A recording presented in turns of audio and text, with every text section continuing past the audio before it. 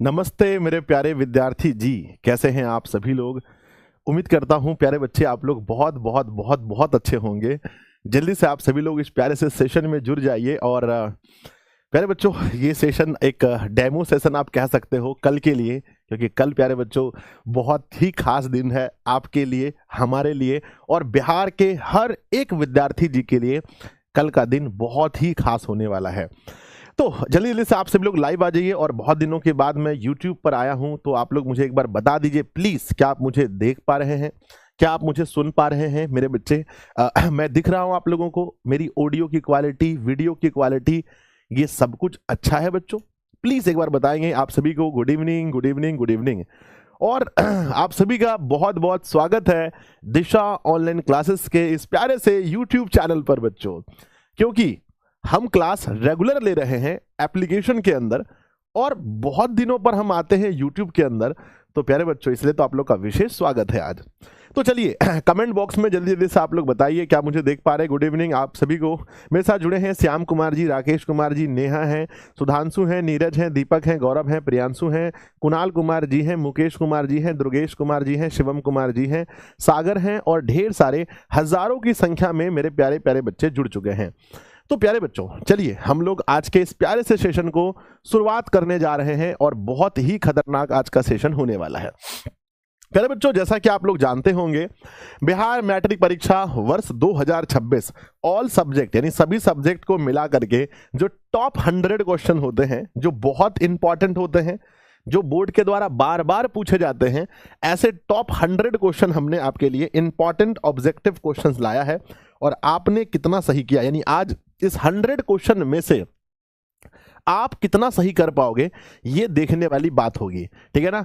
तो प्यारे बच्चों, उसके पहले कि ये सेशन शुरू हो, आप सभी लोग इस सेशन को अपने सभी दोस्तों के पास जल्दी जल्दी से बच्चों शेयर कर दो। व्हाट्सएप पर, टेलीग्राम पर, स्टोरी में, स्टेटस में एक बार जल्दी से प्यारे बच्चों आप सभी लोग शेयर कर दीजिए। जितना जल्दी हो सके, जितना फास्ट हो सके, फटाफट आप लोग शेयर कर दीजिए जल्दी जल्दी से। और इस प्यारे से सेशन को आप लोग लाइक भी कर दीजिए। और हमने एक पोल लगा करके आपसे पूछा है कि यादगार क्लास के लिए आप सभी तैयार हैं। आप देख रहे होंगे जहां आप कमेंट करते हैं वहीं पर एक पोल लगा हुआ है। हमने पूछा है यादगार क्लास के लिए आप सभी तैयार हैं, तो यस और नो पर क्लिक करेंगे। और देखो बच्चों, लगभग 9000 बच्चे पोल दे दिए हैं और उसमें से 98% बच्चे कह रहे हैं कि यस। 98%, 98% यानी बच्चों समझो 10,000 बच्चे तो यहां पर मुझे दिख रहे हैं अभी, जो कल की क्लास में तहलका मचाने वाले हैं। और कल प्यारे बच्चों क्या होने वाला है वो मैं सोच सोच करके तो अभी है ना अंदर में मेरे लड्डू फूट रहे हैं कि कल बच्चों हम लोग इसी 6 बजे, इसी टाइम पर 6 बजे स्टार्ट करेंगे और सुबह 6 बजे तक पढ़ेंगे। यानी रात मतलब पूरे 12 घंटा तक बच्चों पूरे सिलेबस को नागिन की तरह डांस करवाएंगे बच्चों, है ना। किसके तरह बताना बच्चों, किसके तरह? नागिन के तरह बच्चों पूरा सिलेबस डांस करेगा कल रात में। और बच्चों शाम से लेकर सुबह 6 बजे तक हम लोग पढ़ने वाले हैं। बहुत मजा आएगा, बहुत मजा आएगा। ठीक है ना। चलिए, तो प्यारे बच्चों आप सभी लोग अगर इस सेशन के लिए तैयार हैं तो एक बार प्यारा सा दिल बनाकर भेजिए कि गुरुदेव हम सभी लोग अपना कॉपी कलम लेकर बैठे हैं और अब स्टार्ट किया जाए, है ना। कथा प्रारंभ किया जाए बच्चों। तो सब लोग जल्दी जल्दी से बताओ क्या कथा प्रारंभ किया जाए। हाँ, बहुत ही अलग आनंद आने वाला है कल बच्चों। सब लोग जल्दी जल्दी से बताएंगे यादगार क्लास के लिए तैयार हैं और कथा प्रारंभ किया जाए तो बताओ। यस गुरुजी, यस गुरुजी, यस गुरुजी। आ जाओ भाई। सबसे पहले गणेश जी का आशीर्वाद लेते हैं। गणेश जी का आशीर्वाद बहुत जरूरी है, प्यारा सा मोटिवेशन है अच्छे रिजल्ट लेने के लिए। अच्छे रिजल्ट लेने के लिए बातों से नहीं, रातों से लड़ना पड़ता है। और प्यारे बच्चों, समय हमें मौका दे रही है कल रातों से लड़ने के लिए और आपको लड़ना पड़ेगा रातों से। तो बताइए 12 घंटे की ये यादगार क्लास, है ना मेरे बच्चे, यादगार क्लास जो लगातार 12 घंटे की होने वाली है, लगातार 12 घंटे की होने वाली है। खुशी से मैं बच्चों में क्या बताऊं, लगातार 12 घंटे की होने वाली है। उसमें आप कितने घंटे तक ज्वाइन होने वाले हो, है ना। कितने घंटे तक आप लोग कल की सेशन में जुड़ने वाले हो, एक बार बताओ, जल्दी से बताओ कि 12 घंटे की सेशन में मेरा प्यारा बच्चा, है ना, मेरे जिगर के टुकड़े कितने घंटे तक आप जुड़ के रहने वाले हो। सर मैं 12 घंटा रहने वाला हूं, सर मैं 10 घंटा रहने वाला हूं, सर ऐड आ रहा है, ओहो आज लगता है ऐड ऑन हो गया था, ओहो आई एम रियली सॉरी। पूरा 12 घंटा गुरुजी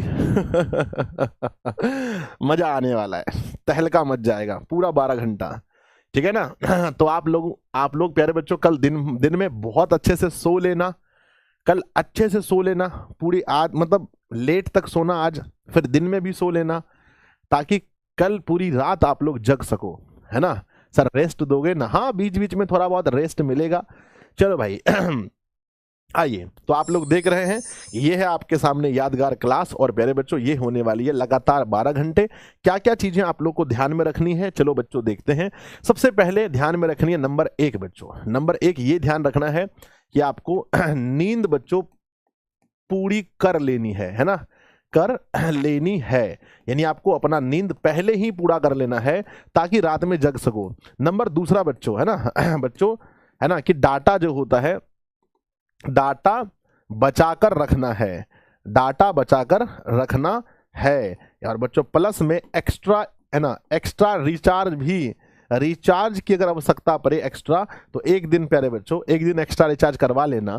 नए साल में सब लोग पैसा खर्चा करते हैं, कुछ लोग पार्टी करते हैं, कुछ लोग यहाँ वहाँ घूमते हैं, आप कम से कम ये तो कर सकते हो ना, मिनिमम ये तो कर सकते हो ना कि एक्स्ट्रा रिचार्ज तो करवा सकते हो ना। तो मेरे बच्चे एक्स्ट्रा थोड़ा सा रिचार्ज करवा लेना, 1-2 GB, कम से कम 2 GB का रिचार्ज करवा लेना, है ना। और बच्चों नींद पूरी अच्छे से लेना, और बच्चों शारीरिक और मानसिक रूप से तैयार रहना, है ना, शारीरिक और प्लस में मानसिक, है ना शारीरिक और मानसिक रूप से दोनों तरीके से आपको इस बेहतरीन क्लास के लिए तैयार रहना है, समझ गया ना, इस बेहतरीन क्लास के लिए तैयार रहना है। तो चलिए बच्चों स्टार्ट करते हैं आज के सेशन को, और 10,000 बच्चे लाइव हैं, इसके लिए बहुत बहुत धन्यवाद। चलो इस प्यारे से सेशन को आप लोग को शेयर करना है, बहुत दोस्तों में शेयर करना है, मन है ना, कम से कम मेरे बच्चे 12-13 हज़ार बच्चे तो सेशन में जुड़ने ही चाहिए। 10,000 तो आप लोग एप्लीकेशन पर जुड़ते हो, 10,000 बच्चे तो ऐप के अंदर पढ़ते हैं। आइए बच्चों शुरू करते हैं, 1 2 3 स्टार्ट करें। तो यस लिख करके भेजो एक बार सब लोग सब लोग यस लिख करके भेजो, फटाफट से स्टार्ट किया जाए। यस, हाँ गुरुजी बहुत मजा आने वाला है। अच्छा एड्स आ रहे हैं ना, ऐड आ रहा है, तो अब तो सेशन लग गया है, अब नेक्स्ट सेशन से मैं ध्यान रखूंगा। बीच में नहीं आ रहा था ऐड, पता नहीं कैसे ऑन हो गया होगा, तो आ रहा होगा, पर आगे से ऐड नहीं आएंगे बच्चों, टेंशन मत लो आप लोग। चलो फर्स्ट क्वेश्चन देखो, टोटल 100 क्वेश्चन मैंने बोला है, पर क्वेश्चन की संख्या अप्रॉक्स 140 के प्लस है, 140 प्लस क्वेश्चन आज के सेशन में आपको मिलेंगे। पहला सवाल देख सकते हैं, फर्स्ट क्वेश्चन लिखा गया है, पहला सवाल क्वेश्चन कह रहा है कि प्रकाश संश्लेषण में प्रकाश ऊर्जा रूपांतरित होती है। जो प्रकाश संश्लेषण होता है यानी फोटोसिंथेसिस होता है, उसमें प्रकाश ऊर्जा किसमें रूपांतरित होती है? पहला ऑप्शन है यांत्रिक ऊर्जा में, दूसरा है जल में, तीसरा है रासायनिक ऊर्जा में, और चौथा है ग्लूकोज में। तो प्रकाश संश्लेषण में प्रकाश ऊर्जा रूपांतरित होता है, आपको याद रखना है किसमें, मेरे बच्चे बताना सब लोग। तो प्रकाश ऊर्जा बच्चों रासायनिक ऊर्जा में ऑप्शन नंबर सी रूपांतरित होता है। मैंने ऐप के अंदर ये क्वेश्चन करवाया भी था। आपको पता होगा बच्चों कि प्रकाश संश्लेषण के द्वारा, है ना बच्चों, भोजन कौन बनाते हैं? तो पेड़ पौधे बनाते हैं, जो हरे पेड़ पौधे होते हैं वो लोग बनाते हैं। मेरे बच्चे प्रकाश संश्लेषण की क्रिया जो है, प्रकाश संश्लेषण की क्रिया कहां पर होती है?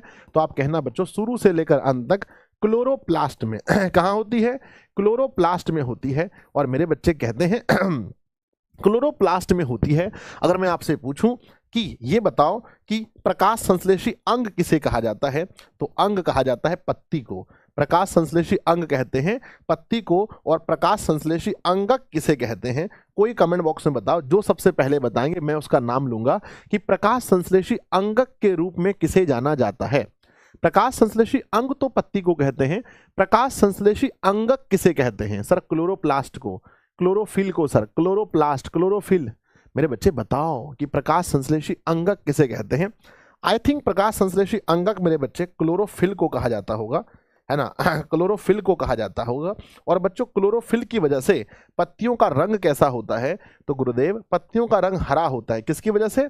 तो किसकी वजह से पत्तियों का रंग हरा होता है?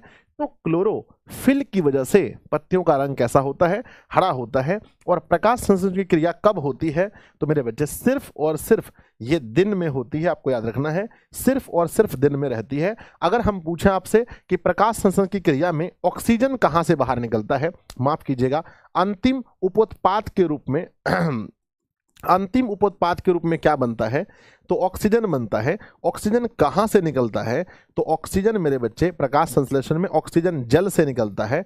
आपको याद रखना है कि ऑक्सीजन कहां से निकलता है, जल से निकलता है। ये बहुत इंपॉर्टेंट क्वेश्चन है। क्वेश्चन नंबर दूसरा है कि प्रकृति में ऑक्सीजन का संतुलन कैसे बना रहता है। It is most important question कि प्रकाश संश्लेषण प्रकृति में ऑक्सीजन का जो संतुलन है वो कैसे बना रहता है।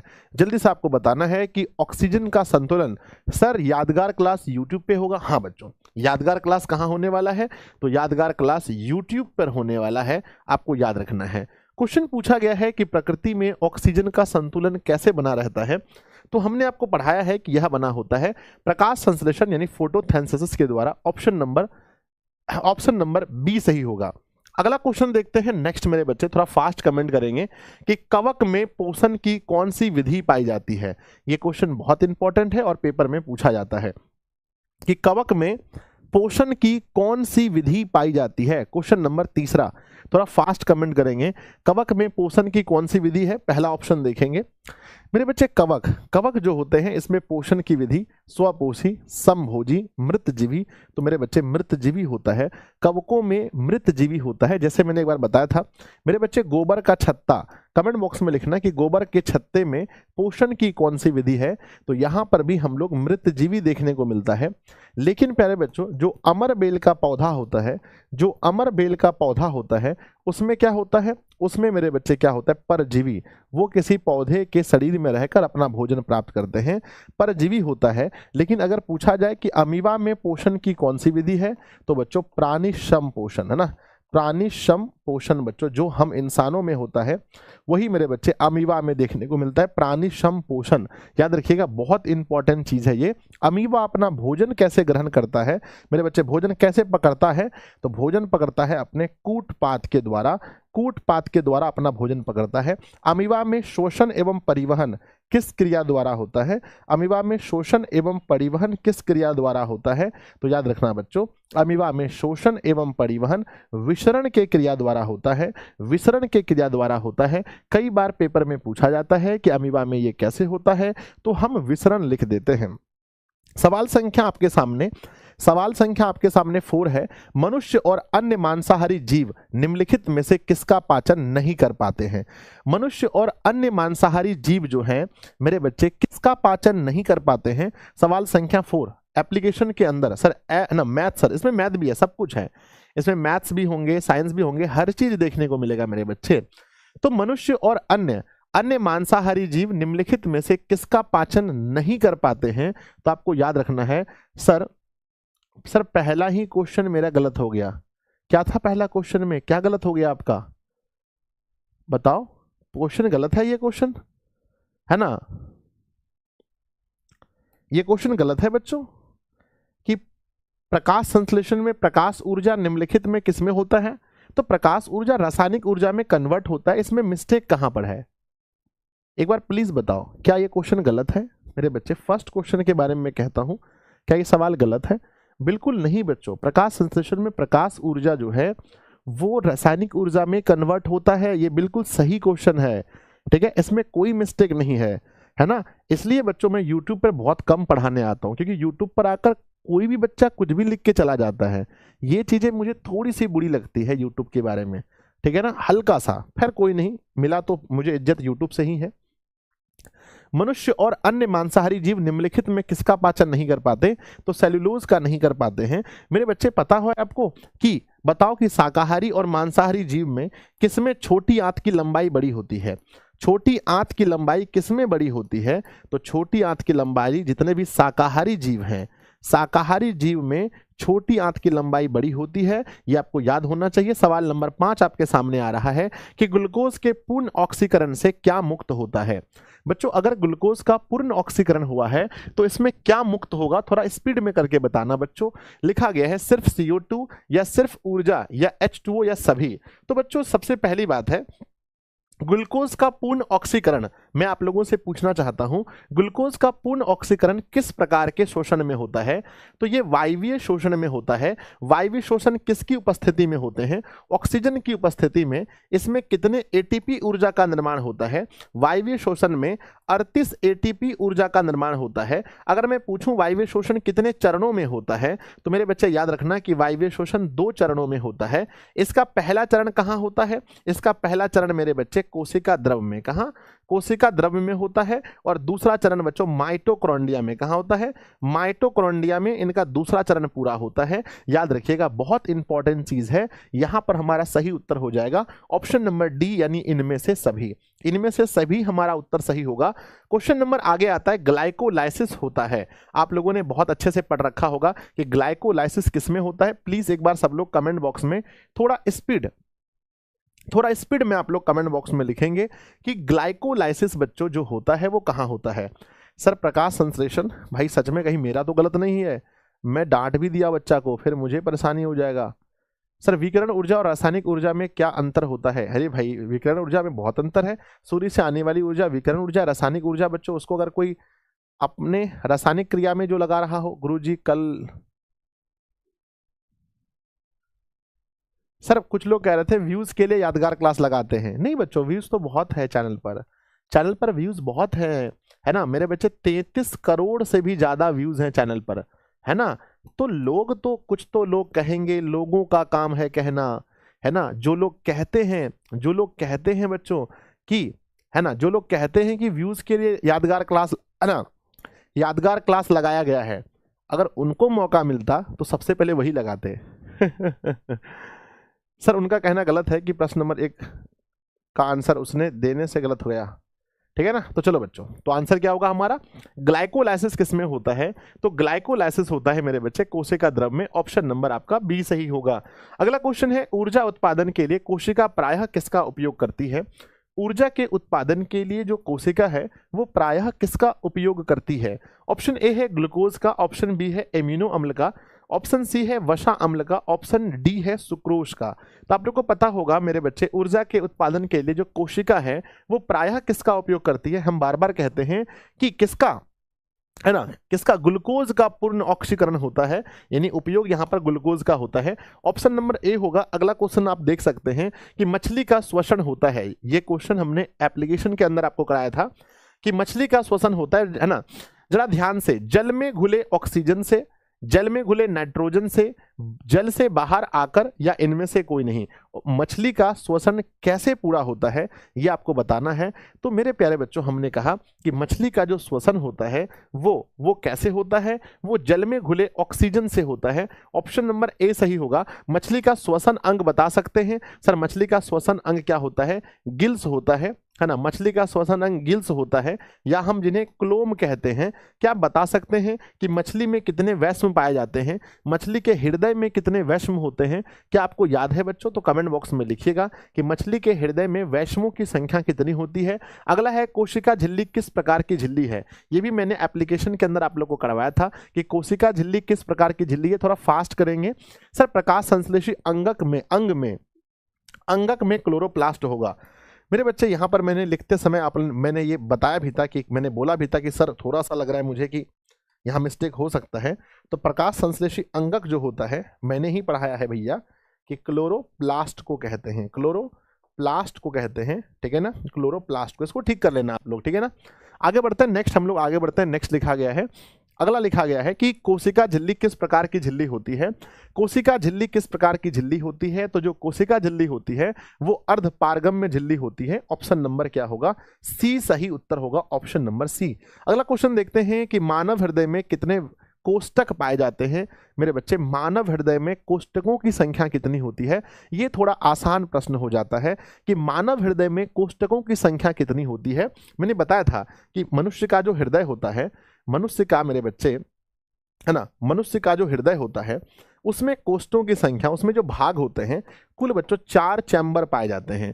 तो मानव हृदय में कोष्ठों की संख्या कुल मिलाकर 4 होती है। बच्चों आप लोग याद रखेंगे कि हृदय का पेस मेकर किसे कहते हैं, हृदय का पेस मेकर किसे कहा जाता है, तो याद रखिएगा पेस मेकर कहते हैं एस ए नोड को। किसको? एस ए नोड को पेस मेकर कहते हैं। मेरे बच्चे हमारे शरीर का केंद्रीय पंप किसे कहा जाता है, हमारे शरीर का केंद्रीय पंप किसे कहा जाता है, तो हमारे शरीर का केंद्रीय पंप हृदय को कहा जाता है, हृदय को। मेरे बच्चे हमारे, है ना, हमारे हृदय से शुद्ध रक्त को पूरे शरीर में लेकर कौन जाता है, शुद्ध रक्त को हमारे हृदय से पूरे शरीर में लेकर कौन जाता है, तो शुद्ध रक्त को ले जाने का काम किसका है, तो मेरे बच्चे धमनी का काम होता है। और पूरे शरीर से अशुद्ध रक्त को हमारे शरीर तक कौन लाता है, मेरे बच्चे अशुद्ध रक्त को हमारे शरीर तक, है ना, सॉरी, हमारे हृदय तक कौन लाता है, तो ये काम होता है सीरा का।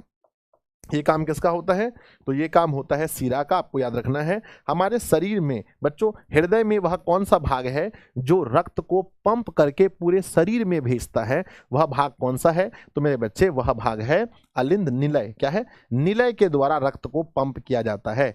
हृदय में वह भाग है निलय, निलय के द्वारा बच्चों शरीर में रक्त को पूरी तरीके से पंप किया जाता है। सवाल नंबर हमारा 10 था। आप मुझे बताएं कि 10 प्रश्नों में मेरे प्यारे प्यारे बच्चों ने अपना नाम लिख करके जरूर भेजिएगा कि मेरा नाम ये है और मैंने 10 में से कितना प्रश्न सही किया है। प्लीज़ एक बार नाम के साथ लिखकर भेजेंगे तो मुझे अच्छा लगेगा। सर क्लास कितनी देर का होगा? ये क्लास बहुत बड़ा नहीं होगा, क्लास तो कल बड़ा होने वाला है, आज बहुत छोटा होगा बच्चों, है ना। आज का क्लास बहुत छोटा होगा, मतलब 1 आध घंटे तक हो सकता है, उससे ज़्यादा बड़ा नहीं होगा, 1 से 1.5 घंटा। अंकित कुमार जी 10/10 सही है। अविनाश कुमार जी, सोनू कुमार जी 10/10 सही है। राकेश कुमार, रितु हैं, है ना।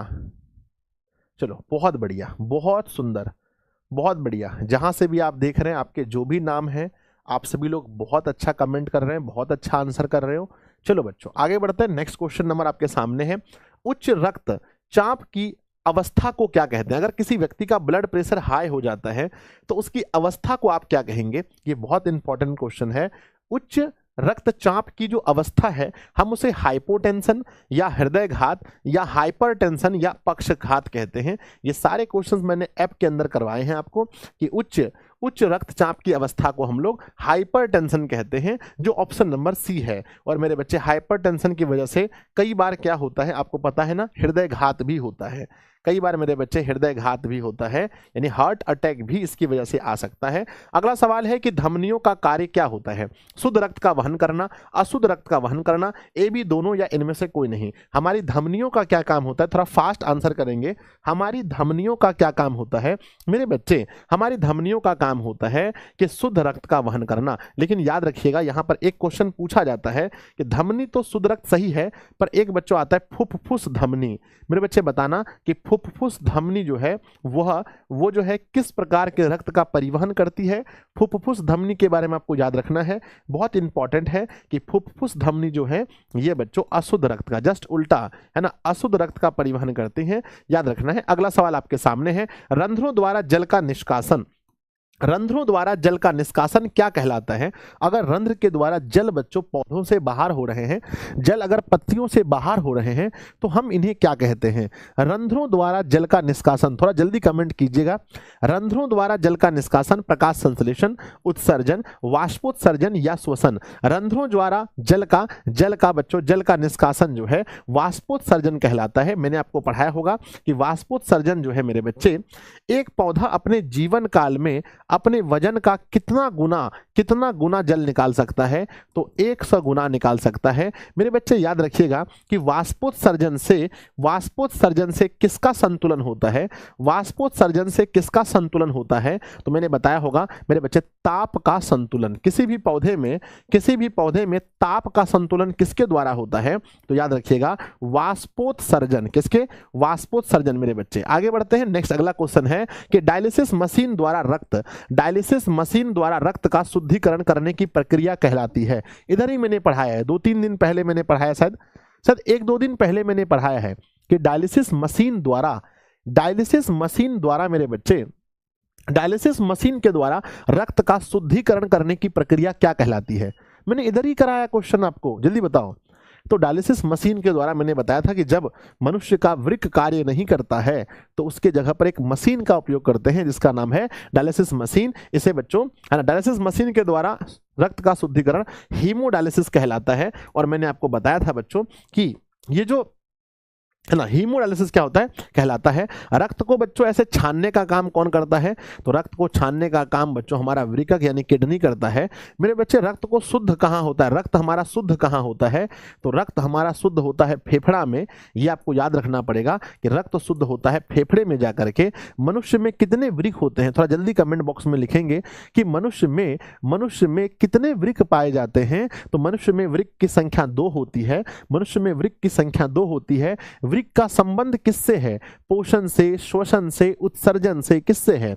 तो वृक्क का संबंध मेरे बच्चे उत्सर्जन से होता है। याद रखना है आपको, उत्सर्जन से होता है। अगला सवाल है मानव का प्रमुख उत्सर्जी अंग कौन सा है? देखो जस्ट अभी हम लोग बात कर रहे थे और वही क्वेश्चन आ गया है कि मानव का प्रमुख उत्सर्जी अंग कौन सा होता है। थोड़ा जल्दी आंसर करेंगे बच्चों क्योंकि मुझे भी जाना है, मुझे भी बच्चों जाकर के आप लोग के लिए कंटेंट बनाना है, आप लोग के लिए बेस्ट कंटेंट बनाना है जिसको मैं बच्चों है ना कंटेंट बनाना है जिसको मैं रात भर पढ़ा पाऊं। एक बच्ची ने कमेंट किया कि संजय सर आपके यहाँ पर कोई लोग नहीं है क्या कंटेंट बनाने वाले?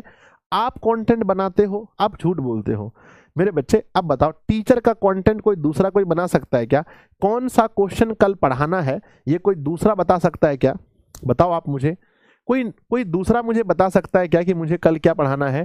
तो टीचर का कंटेंट टीचर खुद बनाते हैं, उसका कंटेंट कोई नहीं बना सकता। हाँ भाई टाइपिस्ट है भाई, टाइपिंग करके दे देंगे, मैं जो क्वेश्चन बोलूंगा उसका पीपीटी बना देंगे, लेकिन कौन सा क्वेश्चन कहाँ लगाना है ये क्वेश्चन टीचर को छोड़ के कोई दूसरा नहीं कर सकता है।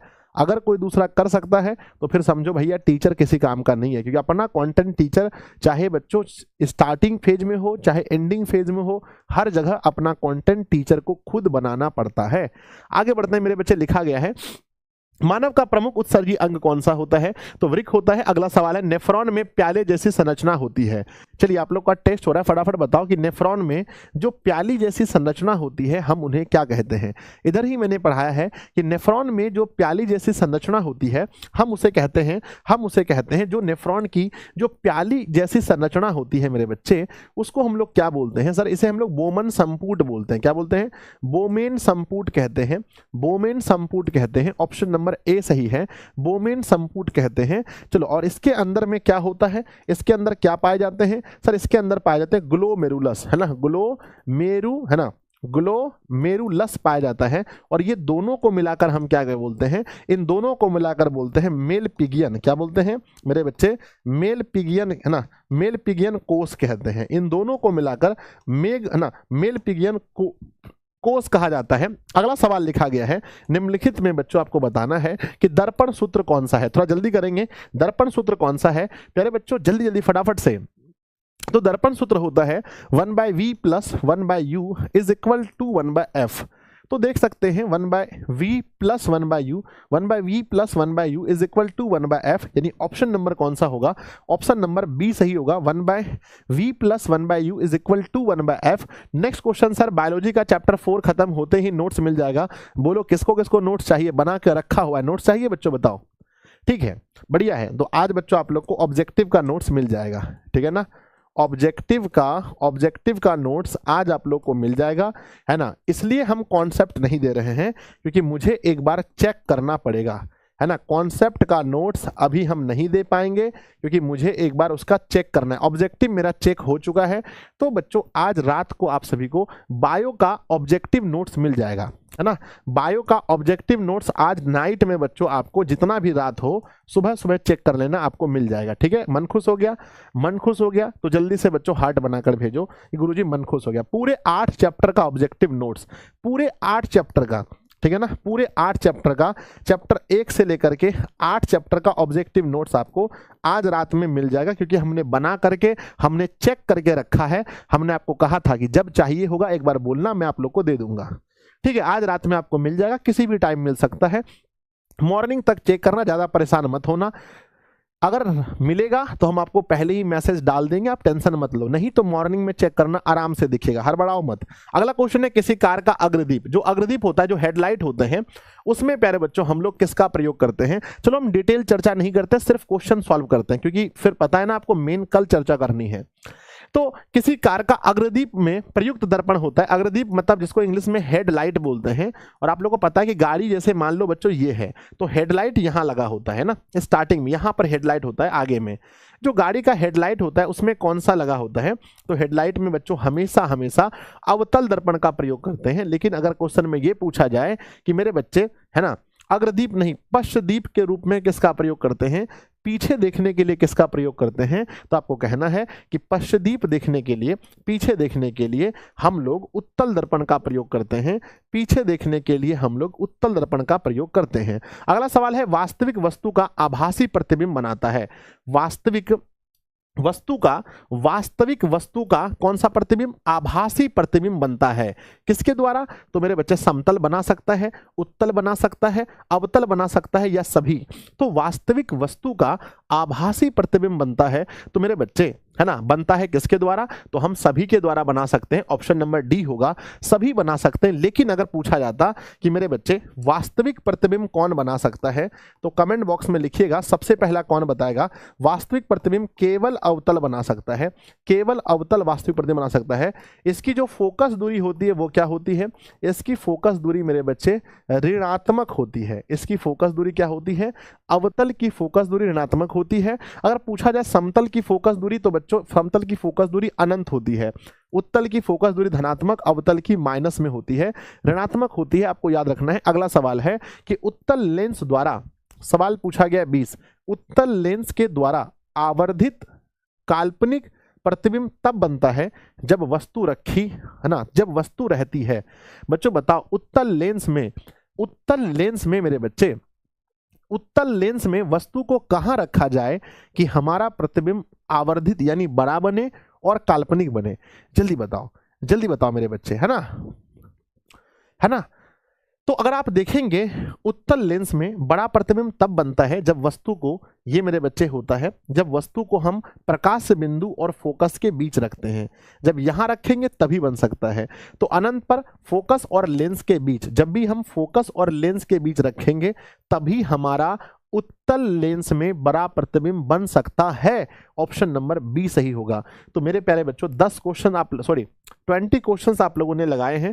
कृपया एक बार बताना आप लोग कि 20 क्वेश्चन में मेरे प्यारे प्यारे बच्चों ने कितना सही किया है। सेशन को एक बार सभी बच्चे लाइक जरूर कर लेना, जितने बच्चे हैं फटाफट से बताओ 20 में कितने सही हुए। 21 नंबर में चले, 21 में चले, यस चले बच्चों। चलो नेक्स्ट 21 नंबर क्वेश्चन है, फोटोग्राफी कैमरा का अभिदृश्यक होता है। बच्चों फोटोग्राफी कैमरा में और मनुष्य के आंख में, आपको पता होना चाहिए कि फोटोग्राफी कैमरा और मनुष्य की आंख दोनों जगह पर हमारा उत्तल लेंस लगा होता है।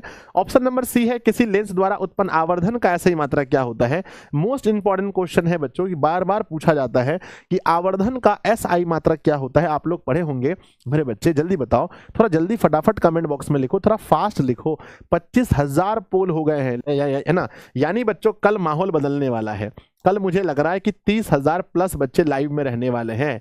तो जल्दी से मुझे बताओ, किसी लेंस द्वारा उत्पन्न आवर्धन का ऐसा ही मात्रक क्या होता है। तो आवर्धन का ऐसा ही मात्रक होता है, ये मात्रक विहीन है, इसका कोई मात्रक अभी तक नहीं है। आवर्धन का कोई मात्रक नहीं होता है, लेकिन लेंस की क्षमता का ऐसा ही मात्रक पूछे तो आप लोगों को कमेंट बॉक्स में लिखना पड़ेगा कि लेंस की क्षमता का SI मात्रक क्या होता है। थोड़ा जल्दी जल्दी से कमेंट बॉक्स में लिख दीजिएगा। अगला सवाल नंबर 23 आता है, किसी F फोकस दूरी के लेंस की क्षमता कितनी होगी, यानी P बराबर फॉर्मूला क्या होता है। डायऑप्टर बिल्कुल सही आप लोगों ने लिखा है। P बराबर फॉर्मूला क्या होता है, थोड़ा सा बताओ। P बराबर फॉर्मूला क्या होता है। तो हमने पढ़ाया था बच्चों कि P बराबर होता है 1/F। P बराबर क्या होता है, 1/F होता है। तो ऑप्शन नंबर होगा 1/F बच्चों, 1/F, है ना। तो P बराबर क्षमता होता है 1/F, यानी ऑप्शन नंबर ए। अगर मैं कहूं बच्चों, अगर मैं कहूं आपसे कि एक है ना, एक लेंस की फोकस दूरी 1 मीटर है, लेंस की फोकस दूरी 1 मीटर है, तो उसकी क्षमता कितनी होगी देखना चाहता हूं। सबसे पहला आंसर किसका आता है। अगर मान लो कि एक लेंस की फोकस दूरी 1 मीटर है तो उसकी क्षमता कितनी होगी, है ना। अगर मेरे बच्चे एक लेंस की फोकस दूरी 1 मीटर है तो उसकी क्षमता कितनी होगी? तो पता है ना, P बराबर 1/f होता है, 1/1 इज इक्वल टू 1, 1 डाईऑप्टर क्या होता है? 1 डाईऑप्टर होगा, भूलना मत मेरे बच्चे। अगर किसी चश्मे की क्षमता माइनस में 2D है तो बताओ बच्चों चश्मा में कौन सा लेंस है? चश्मा में कौन सा लेंस है बताओ? चश्मा में कौन सा लेंस है? अगर किसी की क्षमता -2D है, किसी लेंस की क्षमता, तो चश्मे में कौन सा लेंस है? तो आप कह सकते हैं सर माइनस दिया गया है, इसका मतलब अवतल है, अवतल है। मेरे बच्चे मेरे चश्मे की क्षमता +4D है, बताओ मुझे कौन सा दोष है? मुझे कौन सा दोष है कमेंट बॉक्स में लिखो। मेरी लेंस की क्षमता +4D है तो मेरी आंख में कौन सा दोष है आपको बताना है। सर देखो पहली बात क्या है, अगर 4D आप कह रहे हो इसका मतलब आपने चश्मा पहना है उत्तल, आपने चश्मा पहना है उत्तल, आपने चश्मा पहना है उत्तल, इसका मतलब आपको है दूर दृष्टि दोष, जिसको हम लोग दीर्घ दृष्टि दोष भी कहते हैं। अगला सवाल है नेत्र द्वारा किसी वस्तु का कैसा प्रतिबिंब, नेत्र द्वारा किसी वस्तु का कैसा प्रतिबिंब बनता है? बच्चों कोई भी नेत्र जो है वो किसी वस्तु का कैसा प्रतिबिंब बनाता है आपको बताना है। तो मेरे बच्चे नेत्र द्वारा किसी भी वस्तु का कैसा प्रतिबिंब बनता है? तो वास्तविक उल्टा और छोटा, वास्तविक उल्टा और छोटा बनता है। आपको पता होगा कि नेत्र में किसी वस्तु का प्रतिबिंब कहां बनता है? तो रेटिना पर बनता है, ये तो आप सब लोग जानते ही होंगे। अगला है मानव नेत्र जिस भाग पर प्रतिबिंब बनाते हैं वह भाग कौन सा है? मानव नेत्र जिस भाग पर प्रतिबिंब बनाता है वह भाग कौन सा है? थोड़ा जल्दी कमेंट बॉक्स में लिखेंगे, वह भाग रेटिना है, या जिसे हम दृष्टि पटल कहते हैं। आपको याद होगा बच्चों नेत्रदान में क्या दान किया जाता है? नेत्रदान में कॉर्निया दान किया जाता है। परितारिका नेत्र का रंगीन भाग कौन सा है? तो बच्चों परितारिका नेत्र का रंगीन भाग है। नेत्र का जो काला भाग है उसे क्या बोलते हैं? पुतली कहते हैं। अधिक प्रकाश में पुतली क्या करती है? तो अधिक प्रकाश में पुतली बच्चों सिकुड़ जाती है और कम प्रकाश में फैल जाती है। अगला है बच्चों दूरदृष्टि दोष दूर करने, है ना, दूरदृष्टि दोष वाले नेत्र साफ साफ देख सकते हैं। जिसको दूरदृष्टि दोष है वो कहां की वस्तु को साफ साफ देख सकता है? प्लीज एक बार बताना कि दूरदृष्टि दोष वाले जो लोग होते हैं वो कहां की वस्तु को साफ साफ देख सकते हैं? थोड़ा जल्दी कमेंट कीजिए मेरे बच्चे कि दूरदृष्टि दोष वाले लोग कहां की वस्तु को साफ साफ देख सकते हैं। तो देखो जो दूरदृष्टि दोष वाले लोग हैं वो दूर की वस्तु को साफ देखेंगे, यानी दूर की वस्तु को क्या करेंगे? साफ साफ देख पाएंगे। ऑप्शन नंबर बी सही है, दूर की वस्तु को। अगला सवाल है कि एम्पियर, है ना, एम्पियर घंटा मात्रक है, लगभग बच्चों का गलत होगा। ये सवाल बहुत सारे बच्चों का गलत होने वाला है कि एम्पियर घंटा ये किसका मात्रक है? प्लीज एक बार लिखो, आराम से कमेंट करो, जी भर के कमेंट करो। सभी बच्चों को चैलेंज है, आप जी भर के कमेंट करो कि एम्पियर घंटा मात्रक है। पढ़ तो रहे हैं बहुत दिन से, आप लोग अच्छे से पढ़े होंगे मुझे पता है। एम्पियर घंटा किसका मात्रक है? प्लीज बताओ। सर ऊर्जा का, गलत, ऊर्जा का तो 100% गलत है, ऊर्जा का तो 100% गलत है। जल्दी बताओ।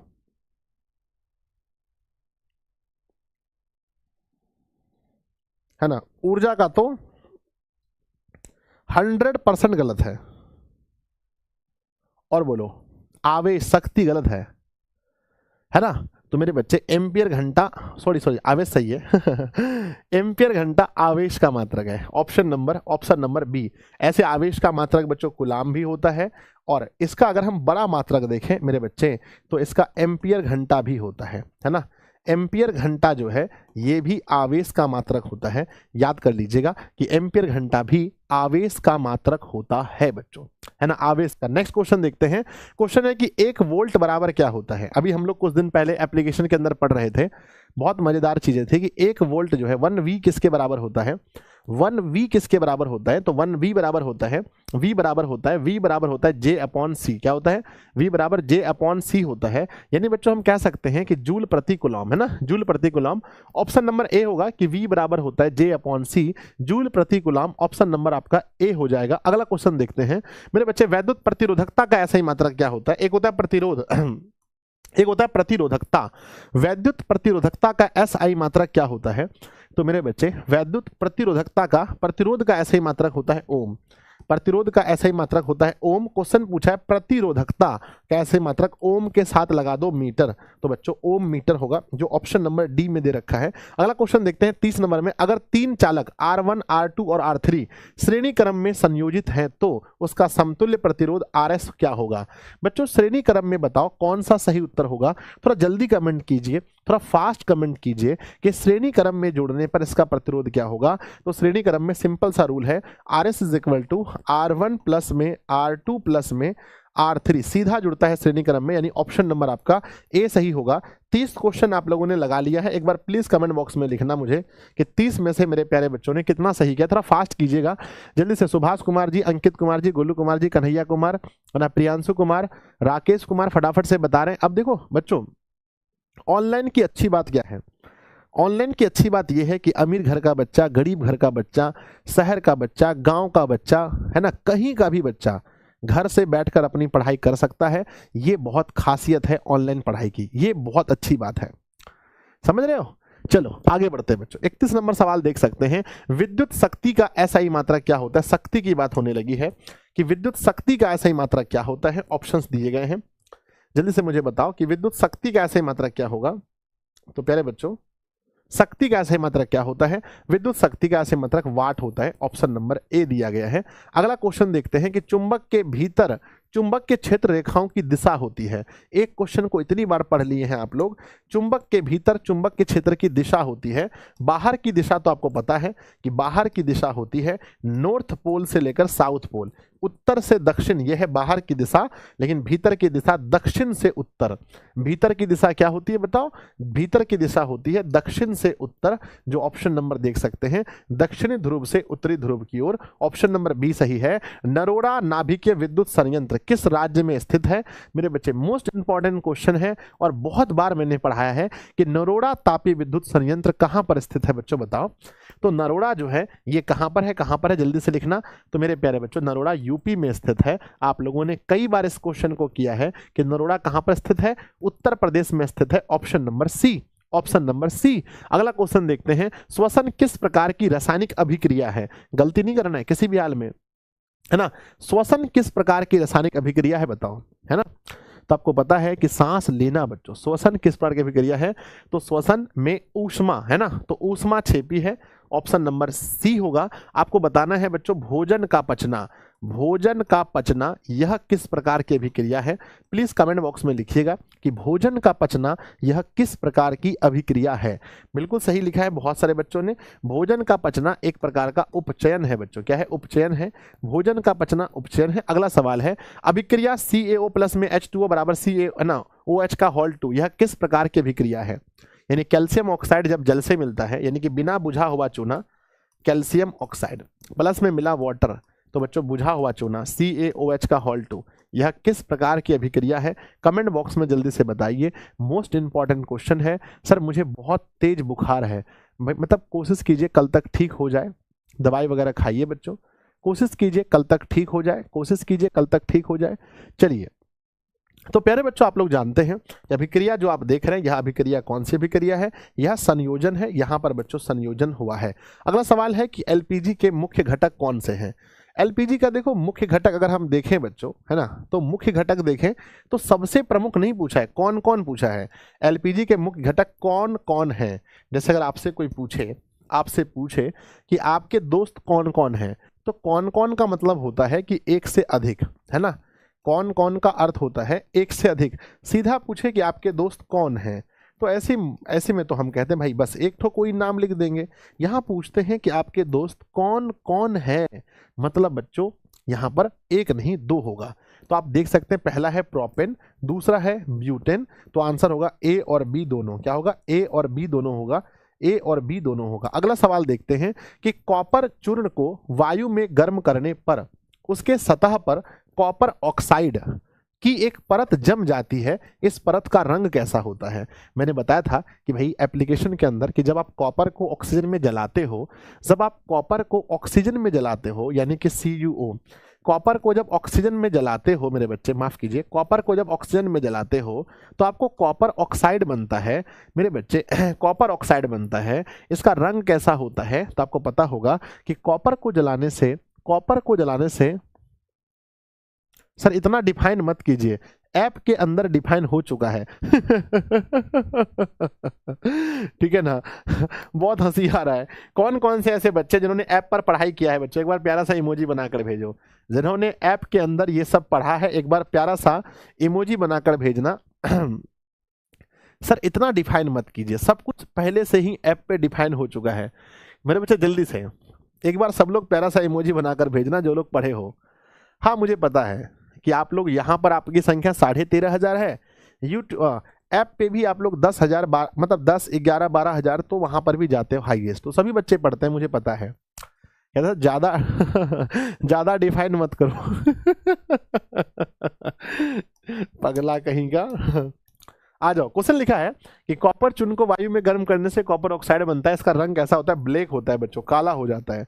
अगला सवाल है बच्चों कि धात्विक ऑक्साइड को किस प्रकार का ऑक्साइड कहा जाता है? तो मेरे बच्चे बात तो सही है, मैंने बहुत पढ़ा है कि धातु के जो ऑक्साइड होते हैं वो मेरे बच्चे वो क्या होते हैं? धातु के ऑक्साइड मेरे बच्चे क्षारीय होते हैं और अधातु के ऑक्साइड भस्मीय होते हैं, सॉरी अम्लीय होते हैं। तो क्वेश्चन पूछा है धात्विक ऑक्साइड को क्या बोलते हैं, तो हम इसे क्षारीय ऑक्साइड कहेंगे। ऑप्शन नंबर डी सही होगा अगर आपको याद होगा तो। नेक्स्ट है बच्चों धोने के सोडा का आणविक सूत्र कौन सा है? धोने के सोडा का आणविक सूत्र कौन सा है बच्चों बताओ, है ना। धोने का सोडा जो होता है मैंने कई बार बता रखा है कि धोने के सोडा का आणविक सूत्र क्या होता है, तो मेरे बच्चे उसका आणविक सूत्र होता है Na2CO3 × 10H2। ऑप्शन नंबर सी नेक्स्ट है यदि किसी हाइड्रोजन आयन की सांद्रता 10⁻⁻x मोल प्रति लीटर है तो उस घोल का पीएच मान क्या होगा? उस घोल का पीएच मान क्या होगा, थोड़ा फटाफट बताना मेरे बच्चे, है ना। कि यदि किसी हाइड्रोजन आयन की सांद्रता 10⁻⁻x मोल प्रति लीटर है तो उसका पीएच मान कितना होगा मेरे बच्चे? अगर यहाँ पर x लिखा गया है तो इसका पीएच मान सिर्फ और सिर्फ x होगा। अगला सवाल देख सकते हैं कि बेकिंग सोडा, माफ कीजिएगा, है ना, बेकिंग सोडा मतलब खाने वाला सोडा जो होता है, बेकिंग, है ना, क्या लिखा है? बेकिंग सोडा का रासायनिक सूत्र क्या होता है? बेकिंग सोडा का रासायनिक सूत्र क्या होता है? थोड़ा जल्दी बताइए, थोड़ा स्पीड में बताइए। बेकिंग सोडा का रासायनिक सूत्र बच्चों मैंने पढ़ाया होगा आपको कि NaHCO3 होता है ना बच्चों, सोडियम, है ना, सोडियम हाइड्रोजन कार्बोनेट, है ना। तो क्या होता है? NaHCO3, NaHCO3, NaHCO3, NaHCO3। अगला सवाल देखते हैं कि हीरा का गलनांक तथा क्वथनांक होता है। हीरा को गलाना और उसको पिघलाना, बच्चों बताओ हीरा का गलनांक एवं क्वथनांक होता है। ऑप्शन दिया गया है निम्न, ऑप्शन दिया गया है मध्यम, ऑप्शन दिया गया है उच्च, ऑप्शन इनमें से कोई नहीं। तो बताओ हीरा का गलनांक एवं उनका क्वथनांक होता है, बच्चों बताओ। तो हीरा का गलनांक एवं क्वथनांक मैंने पढ़ाया था कि उच्च होता है, ऑप्शन नंबर सी। अगला सवाल है Fe2O3 प्लस में Al, है ना, 2Al, Al2O3 और प्लस में Fe अलग हो गया, निम्नलिखित में से किस प्रकार की अभिक्रिया है? ऐसा लगता है ना कि जैसे बच्चों सब क्वेश्चन इधर ही पढ़े हैं, ऐसा फील हो रहा है कि 2-3 दिन पहले ही हम लोगों ने सब क्वेश्चन पढ़ा है। तो बच्चों आपको पता होना चाहिए कि यहाँ पर क्या हो रहा है कि भैया ऑक्सीजन इसके साथ चला गया, यानी हम लोग कहते हैं भाई यहाँ पर संयोजन विघटन तो मत बोलो, यहाँ पर विस्थापन हुआ है, यहाँ पर विस्थापन हुआ है ना। हमने देखा था कि जब अधिक क्रियाशील तत्व कम क्रियाशील तत्व को क्या करता है, उनके यौगिक से विस्थापित कर देता है। अगला है HNO3। HNO3 किस प्रकार का अम्ल है? तो प्यारे बच्चों मैंने बताया था कि जब हम लोग पढ़ रहे थे प्रबल अम्ल के विषय में, प्रबल अम्ल के विषय में जब हम लोग पढ़ रहे थे तो वहाँ हम लोगों ने पढ़ा था कि मेरे बच्चे HCl होगा, H2SO4 होगा और HNO3 होगा। ये सभी क्या है? ये सभी मेरे बच्चे प्रबल अम्ल हैं। तो बताओ प्रबल अम्ल है तो यह दुर्बल नहीं बच्चों, दुर्बल नहीं, यह प्रबल ऑक्सीकारक अम्ल है, यानी ऑप्शन नंबर क्या होगा? यह प्रबल ऑक्सीकारक अम्ल है, यानी ऑप्शन नंबर बी होगा। यानी एक एक क्वेश्चन को रट लिए हैं आप लोग, एकदम बच्चों रट लिए हैं आप लोग। निम्नलिखित में कौन सा अधातु है बताओ? निम्नलिखित में से कौन सा अधातु है? निम्नलिखित में से कौन सा अधातु है? क्या कॉपर अधातु है, फास्फोरस है, या आयरन है, या निकेल है? तो बच्चों कॉपर, कॉपर हो या आयरन हो या निकेल हो, ये अधातु हो ही नहीं सकते। तो बच्चों हमारा जो पी है यानी फास्फोरस है। अगला सवाल है, हाँ बच्चों यहां से मैथ शुरू हो जाएगा।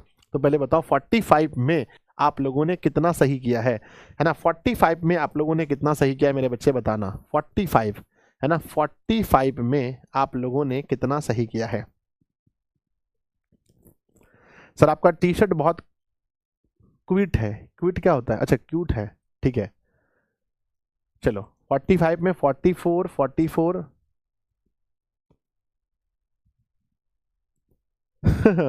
सर आप जो पढ़ाते हैं वो एक साल पहले भी पढ़े थे, ऐसा लगता है कि कल ही पढ़े हैं। ओह बहुत बढ़िया, अच्छी बात है ना बच्चों, जब आपको पढ़ा हुआ चीज याद रहने लगे तो इससे अच्छा कुछ नहीं हो सकता है, इससे अच्छा कुछ नहीं हो सकता है, ठीक है ना।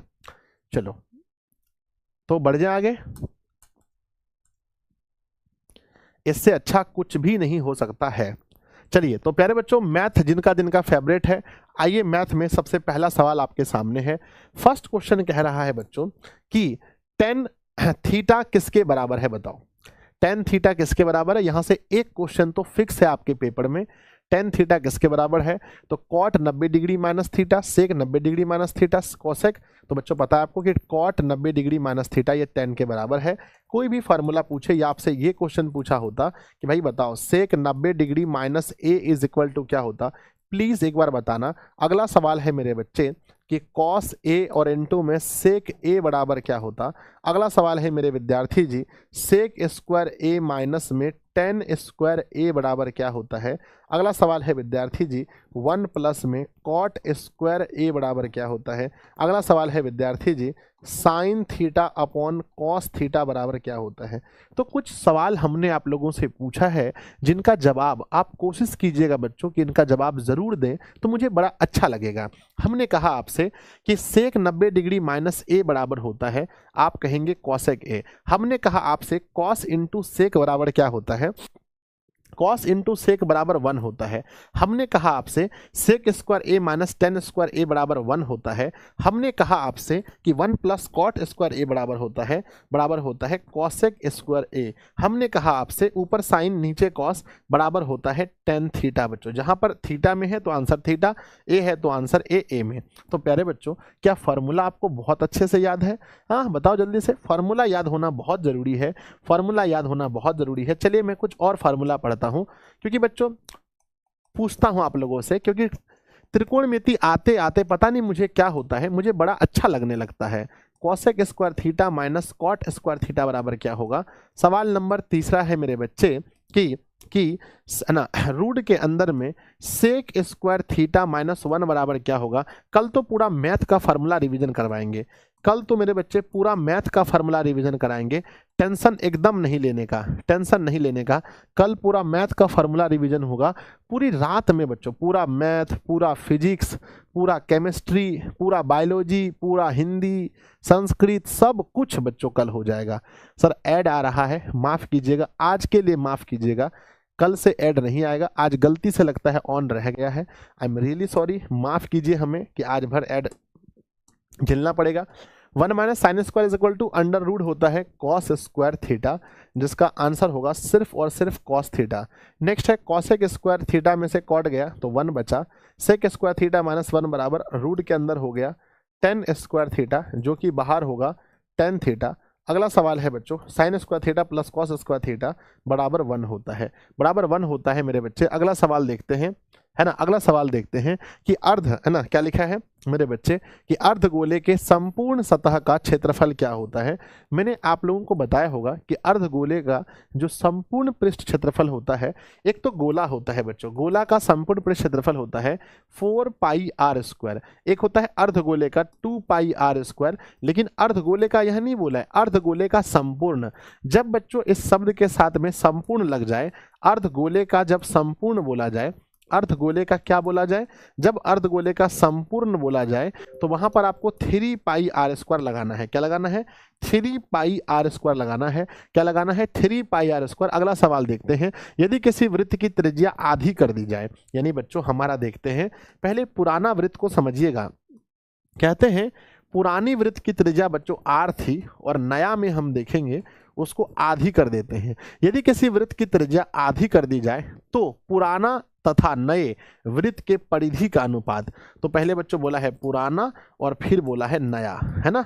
तो पुराना में देखेंगे वृत्त का परिधि 2 पाई आर, नया होगा 2 पाई आर का मान बच्चों ये 2 2 कैंसिल हो गया, pi r r cancel, pi pi cancel, तो 2:1 होगा। मेरे बच्चे आप लोग देख सकते हैं ऐसा क्वेश्चन मैंने खूब करवाया है और आप देख सकते हैं 40% बच्चों का गलत आंसर है। वो लोग 1:2 कह रहे हैं। आपको नहीं पता है बच्चों, क्वेश्चन पूछा यदि किसी वृत्त की त्रिज्या आधी कर दी जाए तो पुराना, बच्चों हमने त्रिज्या आधा किया है, हमने त्रिज्या आधा किया है, तो अब वाला छोटा हो जाएगा। पहले पुराना बोला है फिर नया बोला है, तो अभी वाला छोटा हो जाएगा। आप क्यों नहीं समझ रहे मेरी बात को? तो आंसर क्या होगा? 2:1 होगा, ऑप्शन नंबर बी। अगला क्वेश्चन देखते हैं कि 4-3 ये किस चतुर्थांश में स्थित है। आप लोग चतुर्थांश पढ़ते होंगे, आपको मेरे बच्चे है ना, आप लोग को पता होगा कि चतुर्थांश में ये हमारा पॉजिटिव पहला, ये प्रथम चतुर्थांश है, ये हमारा द्वितीय चतुर्थांश है, ये हमारा तृतीय चतुर्थांश है और ये हमारा चतुर्थ चतुर्थांश है। मेरे प्यारे प्यारे बच्चों, जिगर के टुकड़ों, आपको पता होगा कि प्लस के बाद माइनस दिया गया है, इसका मतलब यहाँ आंसर होगा हमारा चतुर्थ चतुर्थांश, ऑप्शन नंबर डी है। अगला क्वेश्चन है, यदि ई कोई घटना है तो पीई और प्लस पीई डैश का मान क्या होगा। ये देखो, ये चैप्टर बहुत ईजी है, यहाँ से क्वेश्चन बहुत बनते हैं। पीई प्लस में पीई डैश, मेरे बच्चे मैंने यहाँ पर बहुत कुछ पढ़ाया था आपको पढ़ाया होगा मैंने कि ये दोनों का योग जो है हमेशा 1 होता है। मैंने आपको पढ़ाया होगा कि जो असंभव घटना होती है उसकी प्रायिकता क्या होती है? 0।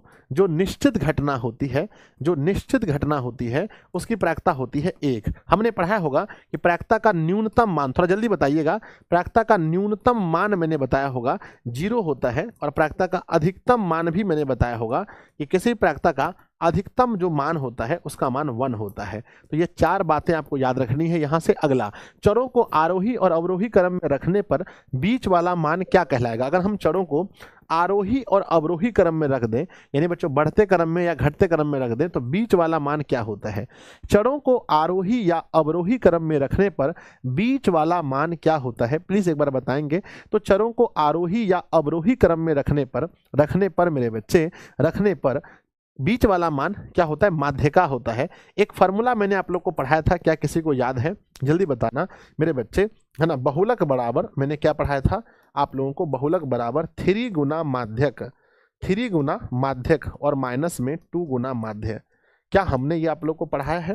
ये बहुलक बराबर होता है संजय सर, बहुलक बराबर होता है, बहुलक बराबर होता है 3 गुना माध्यक और माइनस में 2 गुना माध्य। आगे बढ़ते हैं, लिखा है एक ध्यान से सुनिएगा, लिखा गया है कि एक द्विघात बहुपद के शून्यकों का योग तथा शून्यकों का गुणनफल, योग है 2 और गुणनफल है -15 है, तो बहुपद बराबर क्या होगा? द्विघात बहुपद बराबर क्या होगा? आपको फॉर्मूला पता होगा, फॉर्मूला पता होगा बहुपद का, x² माइनस में अल्फा प्लस बीटा, बाहर में x और प्लस में अल्फा इंटू बीटा।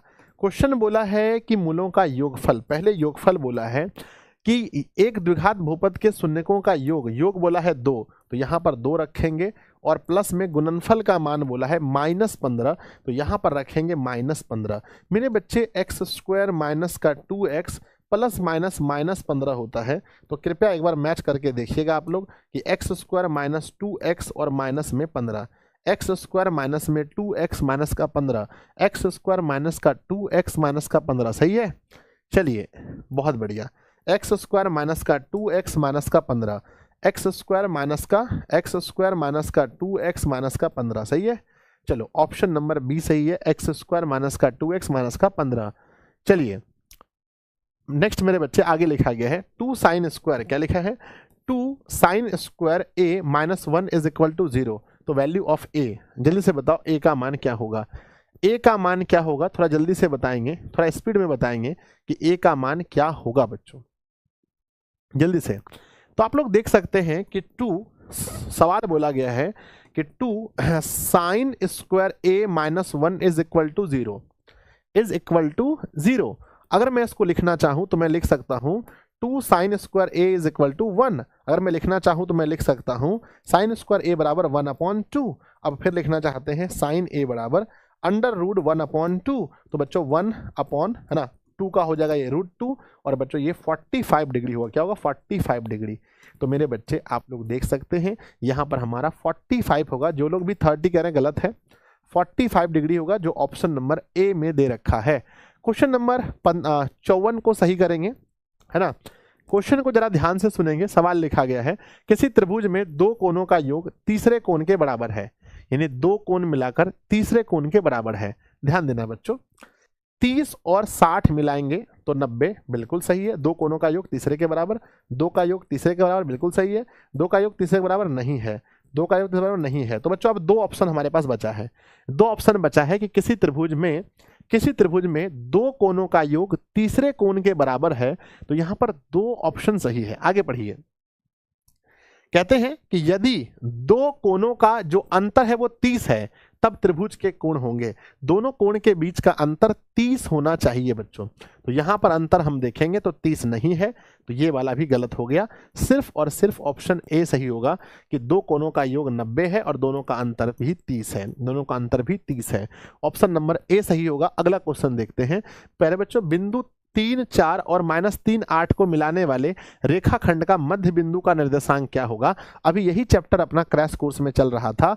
मेरे बच्चे बताओ, है ना, जल्दी से बताओ कि दोनों के मध्य बिंदु का मान क्या होगा। हमने कहा था कि जब भी मध्य बिंदु आप निकालेंगे, मध्य बिंदु निकालेंगे तो दोनों पॉइंट को जोड़ना है, यानी इसको जोड़ना है। यानी 3 में जोड़ेंगे -3 को बटे 2 और 4 में जोड़ेंगे 8 को बटे 2। बच्चों इसको जोड़ेंगे तो 3 माइनस में 3 बटे 2, यहाँ पर 8 4 12 बटे 2, यहाँ हो गया बच्चों 0 बटे 2, यहाँ हो गया बच्चों 6, इसका हो गया 0,6। तो आंसर मैच कर सकते हैं, 0,6 होगा, जो ऑप्शन नंबर डी में दे रखा है 0,6। 0,6 राजेश कुमार जी, साजन कुमार, थोड़ा फटाफट आंसर करेंगे। त्रिभुज एबीसी में डीई समांतर बीसी है। त्रिभुज एबीसी में कहते हैं कि डी ई, ये जो ऊपर में खींचा गया है डी और ई, ये समांतर है बच्चों बीसी के। अगर A D upon D B 3/5 है, ए डी का मान बच्चों 3 है और डी बी का मान बच्चों 5 है। अगर ए सी 5.6 है, पूरा अगर 5.6 है, तो आपको बताना है कि ए ई का मान, आधा का मान क्या होगा। आधा का मान क्या होगा, ए ई का मान। तो पहले मुझे ये बताओ कि जिस तरह से इधर बच्चों पूरा ए से सी का मान दिया है, अगर हम इधर पूरा मान जोड़ें तो कितना होगा, 3 और 5 8, तो पूरा 8 होगा। तो जब हम इसको बनाएंगे बच्चों समानुपातिकता के प्रमेय से, तो इसका बच्चों आधा भाग लीजिए और फिर पूरा लीजिए, इसका भी आधा और फिर पूरा, तुरंत बन जाएगा। तो अगर हम देखें इसका आधा भाग तो AD है, आधा भाग AD है, पूरा भाग देखें तो AB है। यहाँ का अगर हम आधा भाग देखें तो A से E है और पूरा भाग देखें तो A से C है। तो बच्चों आधा भाग में अगर हम यहाँ पर देखें तो 3 है और बटे लिखेंगे 8 है, और यहाँ देखेंगे आधा भाग तो हमें नहीं मालूम, यानी बच्चों x मान लो मन में, और ये 5.6 है। 5.6, 8 7 56, 0.7 7 21, x का मान 2.1 होगा। और जिन बच्चों का आंसर 2.1 आया है, समझिए ये बच्चे बड़े मेहनती हैं, बड़े ध्यान से पढ़ते हैं, बड़े ध्यान से पढ़कर सवाल लगाते हैं। 2.1 इसका सही आंसर होगा। मेरे प्यारे बच्चों आगे बढ़ते हैं। नेक्स्ट क्वेश्चन है हमारा कि 12 मीटर ऊंचे खंभे की जमीन पर पड़ रही छाया 4√3 है। खंभा का ऊंचाई बताएंगे तो 12 मीटर है और छाया बताएंगे मेरे बच्चे 4√3 है। 4 क्या है, 4√3 है। तो आपको बताना है सूर्य का उन्नयन कोण क्या होगा। ये ए है, ये बी है और ये सी है। मेरे बच्चे 90 डिग्री है। सूर्य का उन्नयन कोण थीटा मान लो। सूर्य का उन्नयन कोण निकालेंगे तो ये हमारा बच्चों लंब है, ये हमारा लंब है, ये हमारा लंब है और ये हमारा आधार है। आप सब लोग जानते हैं लंब और आधार से हम लोग फार्मूला 10 का बनाते हैं। तो हम यहाँ लिखेंगे प्यारे बच्चों, हम लिखेंगे tan थीटा बराबर, इसको थीटा मान के, tan थीटा बराबर लंब बटा आधार, यानी बच्चों 12 बटे आधार का मान 4√3 है।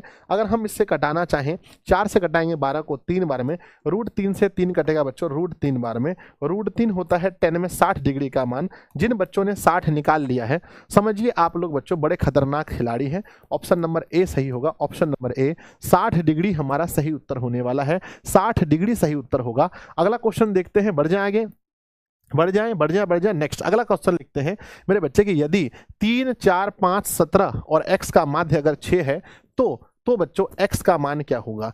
x का मान क्या होगा, माध्य दे रखा है, तो जल्दी से बताओ x का मान क्या होगा। माध्य दे रखा है। सबसे पहले आपको पता होना चाहिए कि माध्य निकालते कैसे हैं। आपको पता होना चाहिए कि माध्य बराबर सबको जोड़ना है। मेरे बच्चे 3 में जोड़ेंगे 4 प्लस में 5 प्लस में 17 प्लस में x और बटे 1 2 3 4 5 बटे 5 करेंगे। यहाँ पर माध्य 6 दिया है तो यहाँ 6 लिखेंगे। मेरे बच्चे 7 और 5 12, 12 और 17 29, 29 प्लस में x बटे 5 है, नीचे 1 है, 6 पंजे 30, 30 बराबर लिखेंगे 29 प्लस एक्स, बच्चों 30 में से 29 घटा देंगे, 30 में से 29 घटा देंगे मेरे बच्चे, x का मान 1 हो जाएगा। बोलो बांके बिहारी लाल की जय, x का मान 1 हो जाएगा। ऑप्शन नंबर बच्चों देखो ए सही है। अगला क्वेश्चन नंबर 59 देखेंगे, sorry I am really sorry. 59 में लिखा है, यदि मेरे बच्चे लिखा गया है, यदि समीकरण 3x माइनस 5 और 6x माइनस 2y बराबर k का कोई हल नहीं है तो बच्चों k का मान बताओ। कोई हल नहीं है तो k का मान क्या होगा? सबसे पहले देखो बच्चों k कहाँ पर है, k कहाँ पर है? क्या इस भाग में, यानी बच्चों a1 बाय a2 बराबर बच्चों होता है b1 बाय b2 बराबर नहीं होता है c1 बाय c2। ये है कोई नहीं होने का मान, है ना। अगर हल नहीं है, अगर कोई हल नहीं है तो उसके लिए रूल क्या है कि a1 बाय a2 बराबर b1 बाय b2 बराबर नहीं है c1 बाय c2। अब देखो किस पाठ में k आता है। अगर मैं यहां से रखता हूं बच्चों, अगर मैं यहां रखता हूं a1 का मान 3 है बटे a2 का मान 6 है, बराबर बच्चों यहाँ -1 हो गया और ये -2 हो गया, बराबर में ये है बच्चों 5 और ये है बच्चों k। तो k इस पार्ट में नहीं है, k उस पार्ट में, तो इससे हमको कोई मतलब नहीं है। अब यहाँ माइनस माइनस कट गया मेरे बच्चे, इज नॉट इक्वल टू, माफ कीजिएगा, इज नॉट इक्वल टू, तो k गुना 1 तो k is not equal to 5 दूना 10, तो आंसर होगा k is not equal to 10। तो ऑप्शन नंबर देख सकते हैं सी आपका सही है, k is not equal to 10, है ना। चलो काजल कुमारी सर 57 नंबर गलत है। मेरी बहना मैथ जल्दी गलत नहीं होता है, ठीक है ना, एक बार आप देख लेना अच्छे से। नेक्स्ट अगला लिखा गया है, भूमि से 100 मीटर की ऊंचाई पर भूमि से 100 मीटर ऊंचा, भूमि से कितना मीटर? 100 मीटर ऊंचा, है ना। क्या लिखा है? भूमि से 100 मीटर की ऊंचाई तथा 60 मीटर के उन्नयन कोण पर, 60 मीटर के उन्नयन कोण, उन्नयन कोण कितना है? तो 60 डिग्री, 60 डिग्री के उन्नयन कोण पर उड़ती हुई पतंग की डोर की लंबाई बताइए, पतंग के डोर की लंबाई बताइए, पतंग के डोर की लंबाई बताइए। तो ये बच्चों 100 मीटर है, जमीन से हाइट पर है, यहाँ पतंग उड़ रहा है, मान लीजिए बच्चों पतंग यहाँ उड़ रहा है ना। इसके डोर की लंबाई ये है, यानी बच्चों साइन में जाएगा, इसको मान लो h है, तो ये p है और वो h है। p बटा h किस में जाता है बताओ? p बाय h किस में जाएगा? p बाय h किस में जाएगा? साइन में। तो हम लिखेंगे साइन 60 डिग्री बराबर लंब, यानी कि p बटा h। p का मान है बच्चों 100, h का मान नहीं पता, साइन 60 का मान √3/2 बराबर में 100 बटे h लिखेंगे, गुना करेंगे बच्चों तो h √3 बराबर में टोटल हो गया 200, h बराबर लिखेंगे 200 बटे √3, क्या लिखेंगे? 200 बटे √3, तो h बराबर क्या होगा? 200 बटे √3, ऑप्शन नंबर सी। अगर आप फुल कोर्स पढ़ने के बाद, क्रैश कोर्स पढ़ने के बाद अगर आपसे क्वेश्चन नहीं बन रहा है तो समझिए कि पढ़ाई आपके बस की बात नहीं है ना। पढ़ाई आपके बस की बात नहीं है बच्चों, पढ़ाई आपके बस की बात नहीं है। क्वेश्चन बन रहा है, जिसका बन रहा है तो बताओ यस लिख करके, मेरे बच्चे बन रहा है ना, बन रहा है। नहीं तो मेरे बच्चे वो जो आपका पेपर है, कितना फरवरी से पेपर है आप लोग का? कितना फेब से पेपर है? फरवरी से कितना है? 17 से है क्या, या फिर 14 से है? कितना फरवरी से पेपर है आप लोग का? कितना फरवरी से पेपर है बताओ? कितना फरवरी से पेपर है? अरे कितना फरवरी से पेपर है भैया, बताओगे तब ना हम जानेंगे। 17 से है कि 14 से है, बताइए जल्दी से। कितना फरवरी से पेपर है आप लोग का? 17 से है ना। हाँ, तो 17 से पेपर है तो मेरे बच्चे हम जो है, हम 3 के बाद 3 फरवरी से, देखो ध्यान दो, 3 फरवरी से लेकर के बच्चों हमारा 12th वालों का बैच खत्म होगा 3 को, 3 फरवरी से लेकर के 22 को लास्ट पेपर है। हम आप लोग के लिए लगभग मेरे बच्चे 18-19 दिन हम बच्चों पूरा समर्पित रहेंगे। किसके लिए पता है?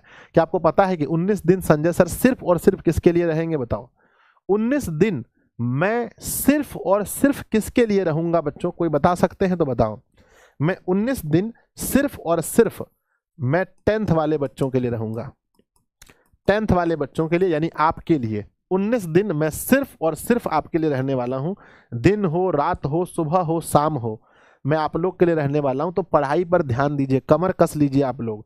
हाँ, बड़ा पगला आदमी है, एग्जाम टाइम में खूब पढ़ाते हैं, हम पढ़ाते रहेंगे बच्चों। नेक्स्ट लिखा है, यदि किसी वृत्त की परिधि 2 पाई से बढ़ाकर 4 पाई कर दी जाए तो उसका क्षेत्रफल क्या होगा? देखो बच्चों, आप परिधि पर जो भी करोगे वो क्षेत्रफल पर उसका स्क्वायर होता है, पता है आपको ना। यदि किसी वृत्त की परिधि 2 पाई से 4 पाई कर दिया तो कितना गुना किया बच्चों? बताओ कितना गुना हुआ? तो आप कहेंगे सर कितना गुना किया? तो आपने बच्चों 2 गुना किया। और अगर आपने 2 गुना किया, तो याद रखना बच्चों, क्षेत्रफल जो होता है इसका वर्ग होगा, इसका वर्ग, यानी क्षेत्रफल 4 गुना। अगर आप परिधि 2 गुना बढ़ाओगे तो है ना, परिधि बोलो या बच्चों उसकी त्रिज्या बोलो, है ना, त्रिज्या और परिधि अगर 2 गुना होगा तो क्षेत्रफल उसका वर्ग होगा, यानी बच्चों क्या लिखेंगे? यानी लिखेंगे 4 गुना। ऑप्शन नंबर डी होगा। अगला क्वेश्चन देख सकते हैं, x बराबर -5 का आलेख कैसी रेखा होगी बच्चों। x बराबर -5 पहले देखो कहाँ होता है, तो मेरे बच्चे x बराबर -5, ये हमारा x है, ये हमारा x है, और यहाँ बच्चों -5 यहाँ होगा, मान लो यहाँ, तो इसको यहाँ खींचेंगे तो x का कोई भी मान y के समांतर होता है और y का कोई भी मान x के समांतर होता है। इतनी छोटी सी बात को अपने दिमाग में बैठा लेना है, स्क्रू लेकर के टाइट कर देना है कि मेरे बच्चे x का कोई भी मान दिया है तो वो क्या होगा, y के समांतर होगा। x का कोई भी मान है बच्चों तो वो किसके, y के समांतर होगा, अपने दिल में बैठा लेना है, y के समांतर होगा। अगला क्वेश्चन है मेरे बच्चे कि द्विघात बहुपद दे रखा है, इसके शून्यक बताओ क्या होगा। ये शून्यक बताओ मेरे बच्चे क्या होगा, इसका शून्यक निकालोगे फटाफट से बताओ क्या होगा। तो एक्स स्क्वायर प्लस में ये एक्स बेचारा ऊपर गया बटे 6 है माइनस बराबर में 0, शून्यक में एलसीएम इसका 6 होगा, 6 गुना एक्स 6x स्क्वायर प्लस में एक्स होगा माइनस 6 दूनी 12 बराबर का 0 जाके खत्म हो गया, 6x स्क्वायर प्लस में एक्स माइनस का 12 बराबर 0, 12 6 72 9 8 72, 6x स्क्वायर प्लस में 9x और माइनस में जोड़ेंगे 8x माइनस का 12 बराबर का 0, जल्दी तोड़ो है ना मेरे बच्चे, बताओ कॉमन क्या होगा। 6x स्क्वायर और 9x में कॉमन क्या होगा, 3x, तो हम लोग 3x कॉमन लेंगे तो 3 दूना 6, 3 तिया 9, 4 दूनी 8 और मेरे बच्चे हो गया बराबर 0। तो यहाँ पर निकला x का मान 4/3 और -3/2। x का मान मेरे बच्चे देख लो 4/3 और -3/2। देखो अगर आप पढ़ने में तेज हैं, आपको सब क्वेश्चन आता है, लेकिन अगर स्पीड नहीं है आपके अंदर तो फिर आप फेंका जाएंगे। तो स्पीड भी अपने अंदर लाइए, है ना, अपने अंदर मेरे बच्चे स्पीड भी आपको लाना है। सर जी एसएसटी का नोट्स कब मिलेगा। एसएसटी का नोट्स आप लोग को 5 तारीख तक में एसएसटी का नोट्स दिलवा देंगे, ठीक है ना, हड़बड़ाइए मत। हम लोग 10 साल से पढ़ा रहे हैं, घबराइएगा तो नहीं होगा। सोचिएगा कि हम खूब हीरो बन रहे हैं, घबरा रहे हैं, नहीं होगा। चुपचाप पढ़िए, पढ़ा रहे हैं, सब कुछ टाइम से हो जाएगा, सब कुछ टाइम से होगा, सब कुछ टाइम से होगा बच्चों, टेंशन नहीं लेने का, एकदम टेंशन नहीं लेने का। तो 4/3 ऑप्शन को तो भाई साहब खराब कर दिया है, सारा ऑप्शन खराब कर दिया गया टाइपिस्ट महोदय ने, भैया लोगों ने सब ऑप्शन खराब कर दिया है। 4/3 -3/2 होगा, बस इतना याद रख लेना आप लोग। अगला क्वेश्चन देखते हैं, 64 में लिखा गया है कि त्रिभुज DEF तथा त्रिभुज PQR, एक त्रिभुज का नाम है DEF, एक त्रिभुज का नाम क्या है DEF, और एक है ना, और एक त्रिभुज का नाम क्या है, एक का नाम है PQR। क्वेश्चन को पढ़िएगा मगर ध्यान से, क्वेश्चन पढ़िएगा मगर ध्यान से, अनटक्कर पंचे 150 नहीं मारना है, कोई क्वेश्चन में आंसर मार दे नहीं।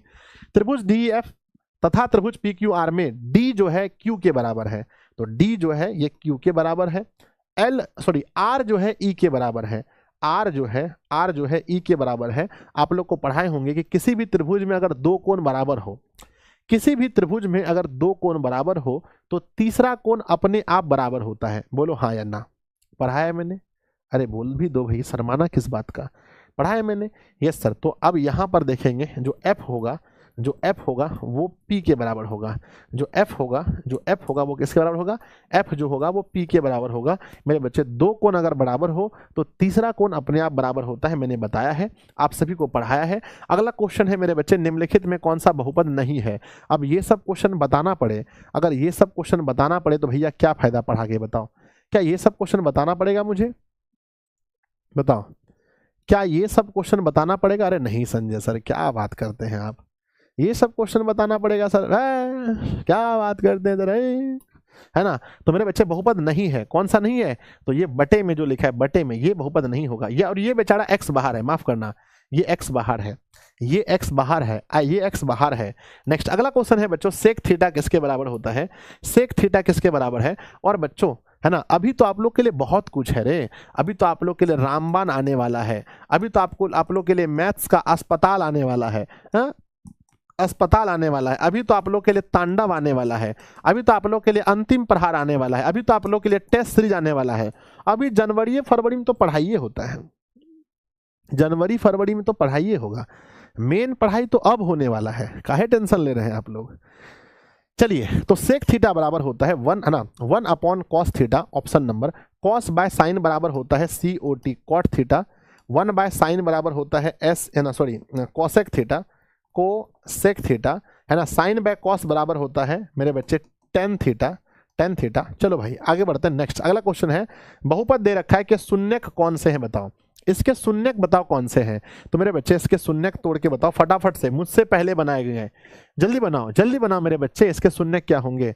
तो एक्स स्क्वायर माइनस में 2x माइनस 3 बराबर 0 है, तोड़ेंगे एक्स स्क्वायर, और मेरे बच्चे माइनस में 3x प्लस में x करेंगे, माइनस का 3 बराबर में 0, x कॉमन लेंगे, x माइनस 3 प्लस में 1 कॉमन लेंगे, x माइनस 3, और मेरे बच्चे x माइनस 3 कॉमन लेंगे तो x प्लस 1 बराबर 0 होगा। x का मान यहाँ से मेरे बच्चे 3 और माइनस 1 निकलेगा। बोलो बांके बिहारी लाल की जय। 3 और माइनस 1 क्या होगा, 3 और माइनस 1, 3 और माइनस 1, 3 और माइनस 1, 3 और माइनस 1, 3 और माइनस 1। नेक्स्ट अगला, एक घन का संपूर्ण पृष्ठ क्षेत्रफल 216 है, तो इसका आयतन क्या होगा। पहले बताइए घन का क्षेत्रफल क्या होता है, घन का क्षेत्रफल क्या होता है। मैं इंतजार करता हूं सबसे पहले कौन वह विद्यार्थी जी हैं जो टाइप कर पाएंगे कि घन का क्षेत्रफल क्या होता है ना। घन का क्षेत्रफल एक बार टाइप करके बताइए थोड़ा जल्दी में कि घन का क्षेत्रफल क्या होता है। तो घन का क्षेत्रफल होता है मेरे बच्चे, घन का क्षेत्रफल होता है 6a स्क्वायर, 6 गुना भुजा स्क्वायर घन का क्षेत्रफल है। 216 दे रखा है, 6 से कटाएंगे इसको बच्चों 36 बार में, तो a का मान निकलेगा अंडर रूट 36, तो a का मान निकल गया 6। अब पूछा है इसका आयतन, तो आप सभी लोग जानते होंगे घन का आयतन क्या होता है। घन का आयतन क्या होता है ये तो आप लोग जानवे करते होंगे। घन का आयतन भुजा क्यों होता है, 6 का जब क्यों करेंगे तो 6 गुना 6 गुना 6, तो फिर से 216 आंसर होगा मेरे विद्यार्थी जी, फिर से आंसर 216 होगा, 216 आंसर फिर से होगा, 216 फिर से आंसर होगा। अगला क्वेश्चन देखते हैं, 69 नंबर सवाल आपके सामने है। सवाल पूछा गया है निम्नलिखित में कौन सा, निम्नलिखित में से कौन सा द्विघात समीकरण नहीं है बच्चों, निम्नलिखित में से कौन सा द्विघात समीकरण नहीं है। सर यूट्यूब पर तांडव होगा, सब क्लास अब यूट्यूब पर होगा, काहे टेंशन ले रहे हैं, अरे फ्री में पढ़िए बच्चों। जो लोग नहीं भी सब्सक्रिप्शन लिए हैं वो लोग अब फ्री में पढ़ सकते हैं यूट्यूब पर। चलिए कौन सा द्विघात समीकरण नहीं है, ध्यान दीजिएगा। ये पावर 2 है, बिल्कुल है बच्चों। यहाँ पर 3 है, यहाँ से 3 3 कट जाएगा, तो उम्मीद है कि ये वाला भी होगा। यहाँ एक्स स्क्वायर है, यहाँ पर बच्चों 3x स्क्वायर है, बिल्कुल होगा। यहाँ पर 2x स्क्वायर होगा, यहाँ 2x स्क्वायर बेचारा कट जाएगा, तो नो नहीं होगा। Option number D, option number D नहीं होगा, ऑप्शन नंबर डी नहीं होगा, ऑप्शन नंबर डी नहीं होगा, ऑप्शन नंबर डी नहीं होगा। अगला क्वेश्चन बच्चों एसएसटी यहाँ से शुरू हो रहा है। पहले बताओ 69 नंबर में आप लोगों ने, मेरे प्यारे प्यारे बच्चों ने 69 सवाल में कितना सही किया है, 69 सवाल में आप लोगों ने कितना सही किया है, एक बार प्यारा सा कमेंट बनाकर भेजेंगे। और मैंने सुना है आप लोगों ने सेशन को लाइक नहीं किया, और आप लोगों ने दोस्तों को बताया कि नहीं, बताओ आप लोगों ने दोस्तों को बताया कि नहीं बताया है। जो क्लास होने वाला है उसके बारे में अपने दोस्तों को बताए, है ना। अरे बताइए थोड़ा सा, अपने दोस्तों को कौन कौन बताया। अपने कोचिंग में पूरा हल्ला कर दिए आप लोग, है ना, कोचिंग में पूरा हल्ला कर दिए। कोचिंग वाले सर को भी कहिएगा कि संजय सर आमंत्रण भेजे हैं, सर को भी मेरे तरफ से नमस्ते कहिएगा। अपने कोचिंग के सर को बोलिएगा नमस्ते, संजय सर आपको नमस्ते किए हैं, और संजय सर बोले हैं कि सब बच्चे को भेजने के लिए क्लास में। हाँ सर को भी बोलिएगा क्लास में आने के लिए, है कि नहीं है। चलिए मेरे बच्चे, और याद रखिएगा हमेशा, है ना, हमेशा आपको याद रखना है ना, हमेशा याद रखना है कि ऐसा नहीं है कि हम लोग ढेर बच्चा पढ़ाते हैं तो हम लोग बड़का हिटलर बन गए, समझे, बहुत बड़का हीरो बन गए हम लोग बहुत बड़का हीरो हैं, ऐसा नहीं समझिएगा। जितना रिस्पेक्ट आप लोग मेरा करते हैं इतना ही रिस्पेक्ट आप लोगों को अपने कोचिंग वाले सर का भी करना है, अपने स्कूल वाले सर का भी उतना ही रिस्पेक्ट करना है। ऐसा नहीं है कि संजय सर का ज़्यादा इज्जत करते हैं अपने कोचिंग वाले सर का इज्जत नहीं करेंगे। नहीं बच्चों, जिस दिन आप अपने कोचिंग वाले सर का इज्जत नहीं करेंगे तो उस दिन आप समझ लीजिएगा कि आप मेरा इज्जत नहीं करते हैं, क्योंकि मेरा ही रूप आप उनमें देखिए। तो सभी लोग अपने कोचिंग वाले सर को भी उतना ही इज्जत करना है, क्योंकि वो लोग मेहनत करते हैं। बच्चों याद रखिएगा हमेशा, जितने भी कोचिंग वाले शिक्षक होते हैं, क्योंकि हम ऑफलाइन पढ़ाए हैं तो हमको पता है, जितने भी ऑफलाइन वाले शिक्षक होते हैं वो सभी बच्चों आपको समझिए तलवार तो वही बनाए हैं। अरे हम लोग तो थोड़ा धार चढ़ा देते हैं, सिर्फ धार लगाते हैं, मेन तलवार तैयार करते हैं ऑफलाइन के शिक्षक, जहां आप लोग बचपन से पढ़े हैं। इसीलिए अपने गुरुओं का हमेशा सम्मान कीजिएगा, आप उन्हें इज्जत दीजिएगा तो समझिएगा आप संजय सर को ही इज्जत दे रहे हैं। मेरे हिस्से का भी इज्जत आप सभी लोग दीजिएगा, लेकिन जरूर सम्मान दीजिएगा। कभी उनके सामने में रंगबाजी नहीं करना है कि अरे हम तो ऑनलाइन पढ़ते हैं, हम तो है ना ऑफलाइन वाले सर का थोड़ा सा डिसरिस्पेक्ट करेंगे। नहीं बच्चों, सबका रिस्पेक्ट करना है, समझे। वो लोग बहुत मतलब मैं बच्चों क्या बताऊं, मुझे कितना सम्मान देते हैं ऑफलाइन के जितने भी शिक्षक हैं।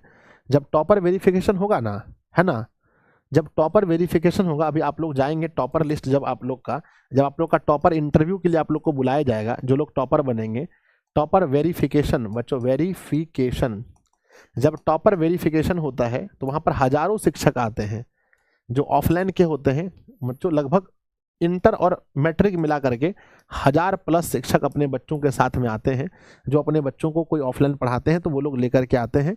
वहाँ पर हम बहुत सारे टीचर से मिलते हैं और मुझे लगता है कि जितना सम्मान आप लोग मुझे देते हैं उतना ही सम्मान जो गुरु जी लोग होते हैं वो लोग भी मुझे देते हैं, मैं भी बहुत सम्मान देता हूँ।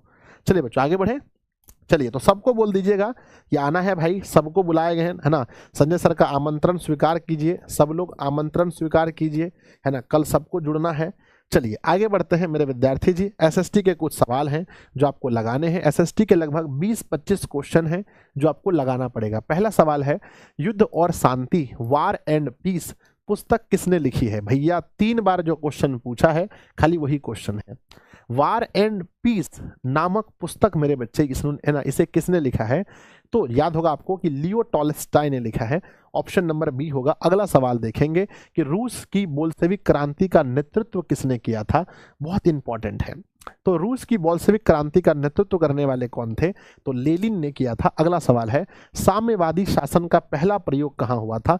हम वही क्वेश्चन आपको एसएसटी में देते हैं जो कम से कम 2 बार पूछा है, बहुत इंपॉर्टेंट।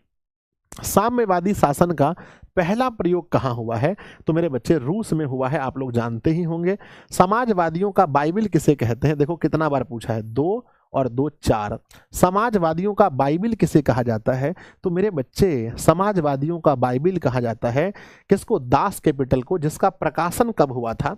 आपको कमेंट बॉक्स में लिखना है कि जिनका प्रकाशन कब हुआ था।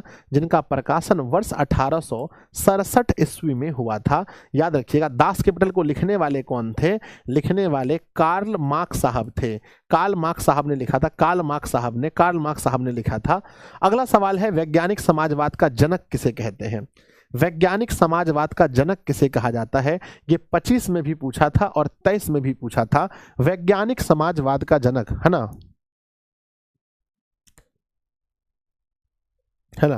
तो मेरे विद्यार्थी जी, वैज्ञानिक समाजवाद का जनक किसे कहा जाता है, तो वैज्ञानिक समाजवाद का जनक कार्ल मार्क्स को कहा जाता है।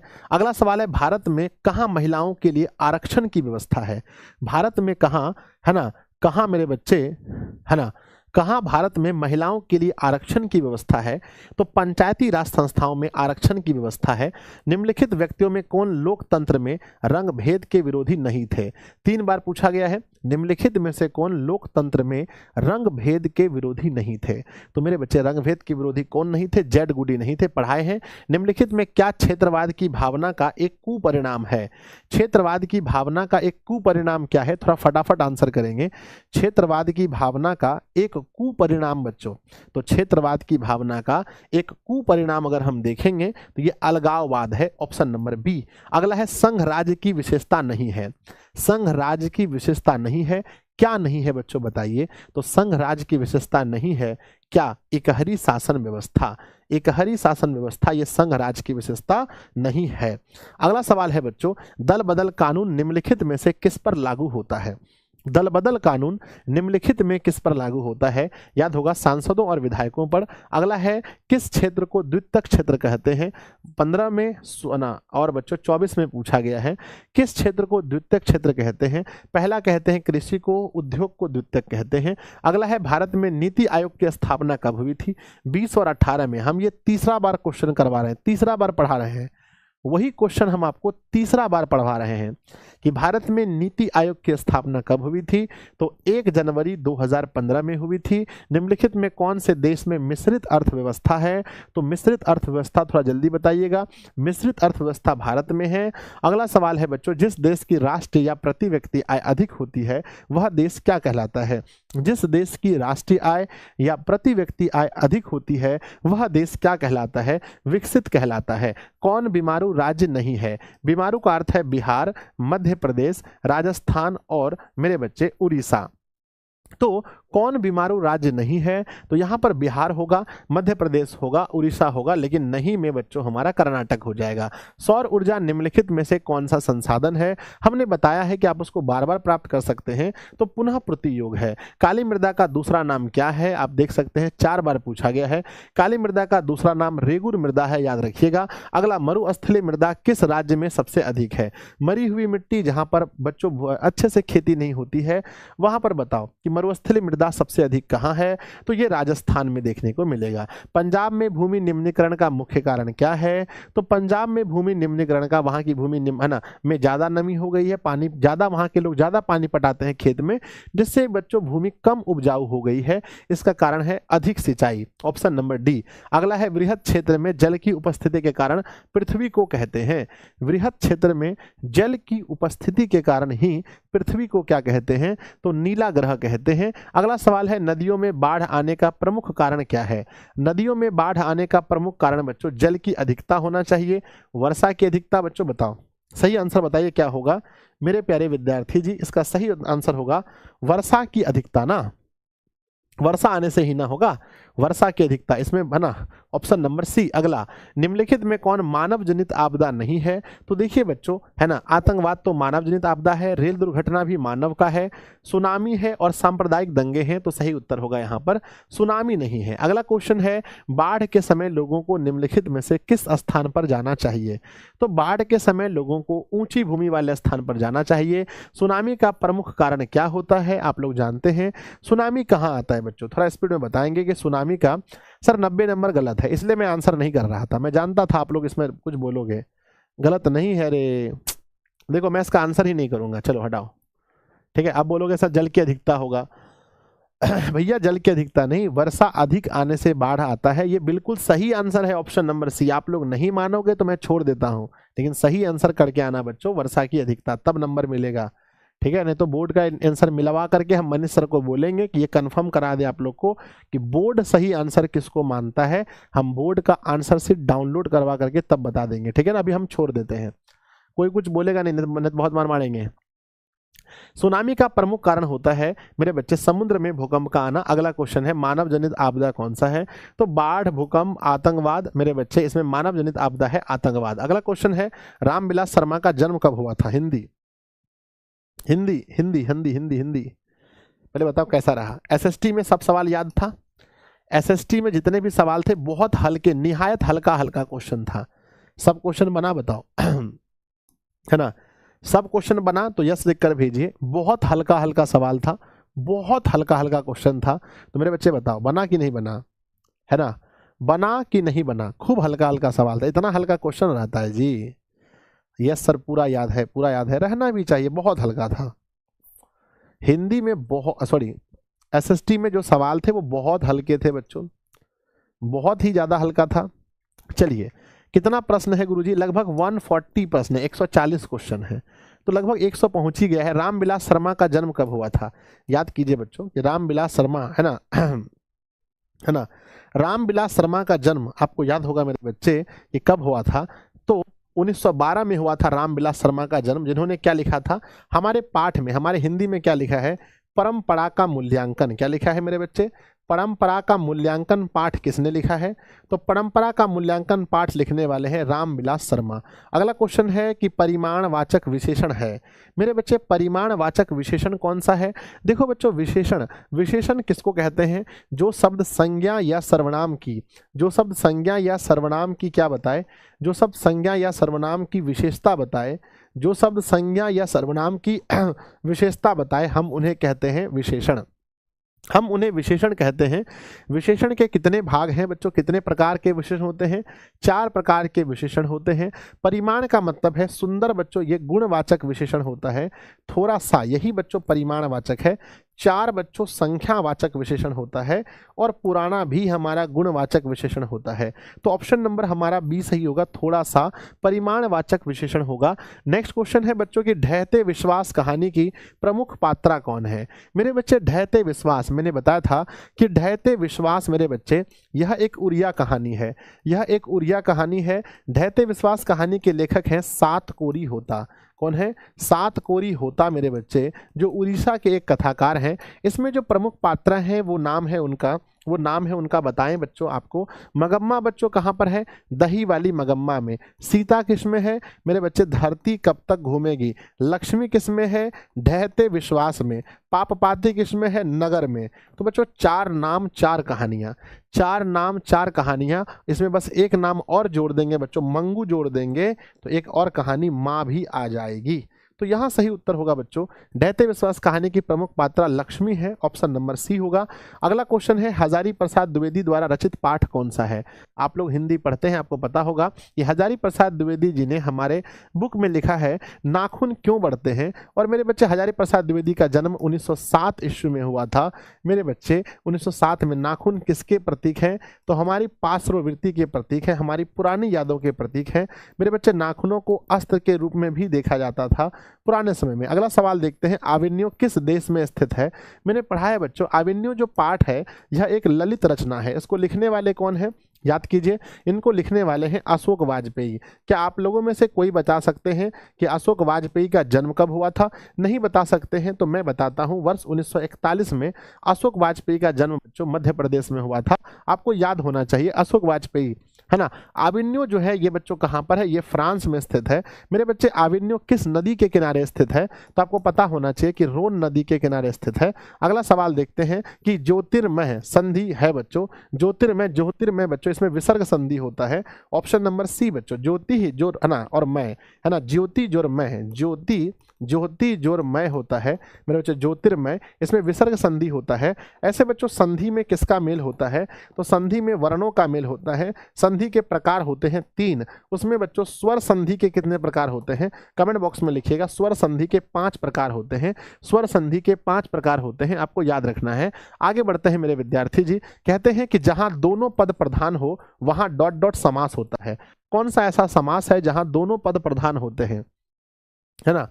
कौन सा ऐसा समास है जहां दोनों पद प्रधान होते हैं बच्चों, बताइए। जहां दोनों पद प्रधान हो उस समास को क्या कहते हैं? जहां दोनों पद प्रधान हो उसमें द्वंद्व समास होता है, जैसे माता पिता भाई बहन राधा कृष्णा।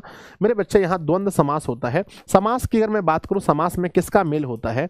तो बच्चों पदों का मेल होता है, याद रखना। समास का अर्थ क्या होता है? याद रखना हमेशा बच्चों, समास का अर्थ होता है संक्षिप्तीकरण। क्या होता है? समास का अर्थ होता है संक्षेप बच्चों, है ना, या संक्षिप्तीकरण होता है समास का अर्थ। मेरे बच्चे समास में अगर हम देखें, समास का अर्थ होता है संक्षिप्तीकरण। और समास के बच्चों कितने भेद हैं? 6 भेद होते हैं, याद रखिएगा। विद्यालय का संधि विच्छेद क्या होगा? विद्यालय का संधि विच्छेद क्या होगा? थोड़ा जल्दी कीजिएगा। विद्यालय का संधि विच्छेद विद्या और प्लस आलय होता है। मेरे बच्चे नेक्स्ट क्वेश्चन है, द्वितीय विश्व युद्ध में परमाणु बम किस पर गिराया गया था? द्वितीय विश्व युद्ध में परमाणु बम मेरे बच्चे जापान पर गिराया गया था। मेरे बच्चे कमेंट बॉक्स में लिखिए द्वितीय विश्व युद्ध कब हुआ था। सबसे पहले लिखेंगे कि बच्चों पहला विश्व युद्ध तो पता है सबको कि 1914 में हुआ था। द्वितीय विश्व युद्ध कब हुआ था? कमेंट बॉक्स में लिखिएगा। सभी लोगों को लिखना है कि द्वितीय विश्व युद्ध कब हुआ था। अगला सवाल है, नाखून किसके प्रतीक हैं? नाखून हमारे पार्श्ववृत्ति के प्रतीक हैं। अगला, सेन साहब की कार की कीमत कितनी थी? सेन साहब की कार बच्चों बताओ कितनी कीमत थी?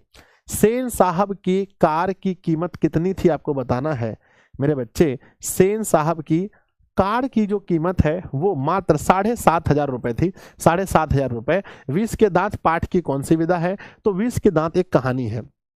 20 के दांत क्या है? एक कहानी है बच्चों, ऑप्शन नंबर डी। बाढ़ की समस्या किस कहानी में है?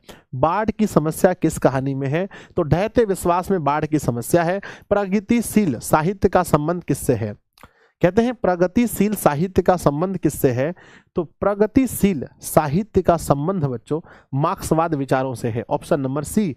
अगला क्वेश्चन है, लक्ष्मी का पति कहाँ नौकरी करता था? तो मेरे बच्चे मैंने बताया था कोलकाता में नौकरी करता था, ऑप्शन नंबर डी। पुरुषवाचक सर्वनाम का भेद नहीं है। देखिए पुरुषवाचक सर्वनाम में पहला भेद होता है उत्तम पुरुष, मध्यम पुरुष, अन्य पुरुष होता है, लेकिन निजवाचक बिल्कुल भी नहीं होता है, option number D. Birju Maharaj का संबंध किससे है? बिरजू महाराज का संबंध मेरे बच्चे किससे? बांसुरी, तबला, कत्थक। तो बच्चों बिरजू महाराज कत्थक बजाते थे, सॉरी कत्थक नृत्य करते थे, बजाते नहीं थे।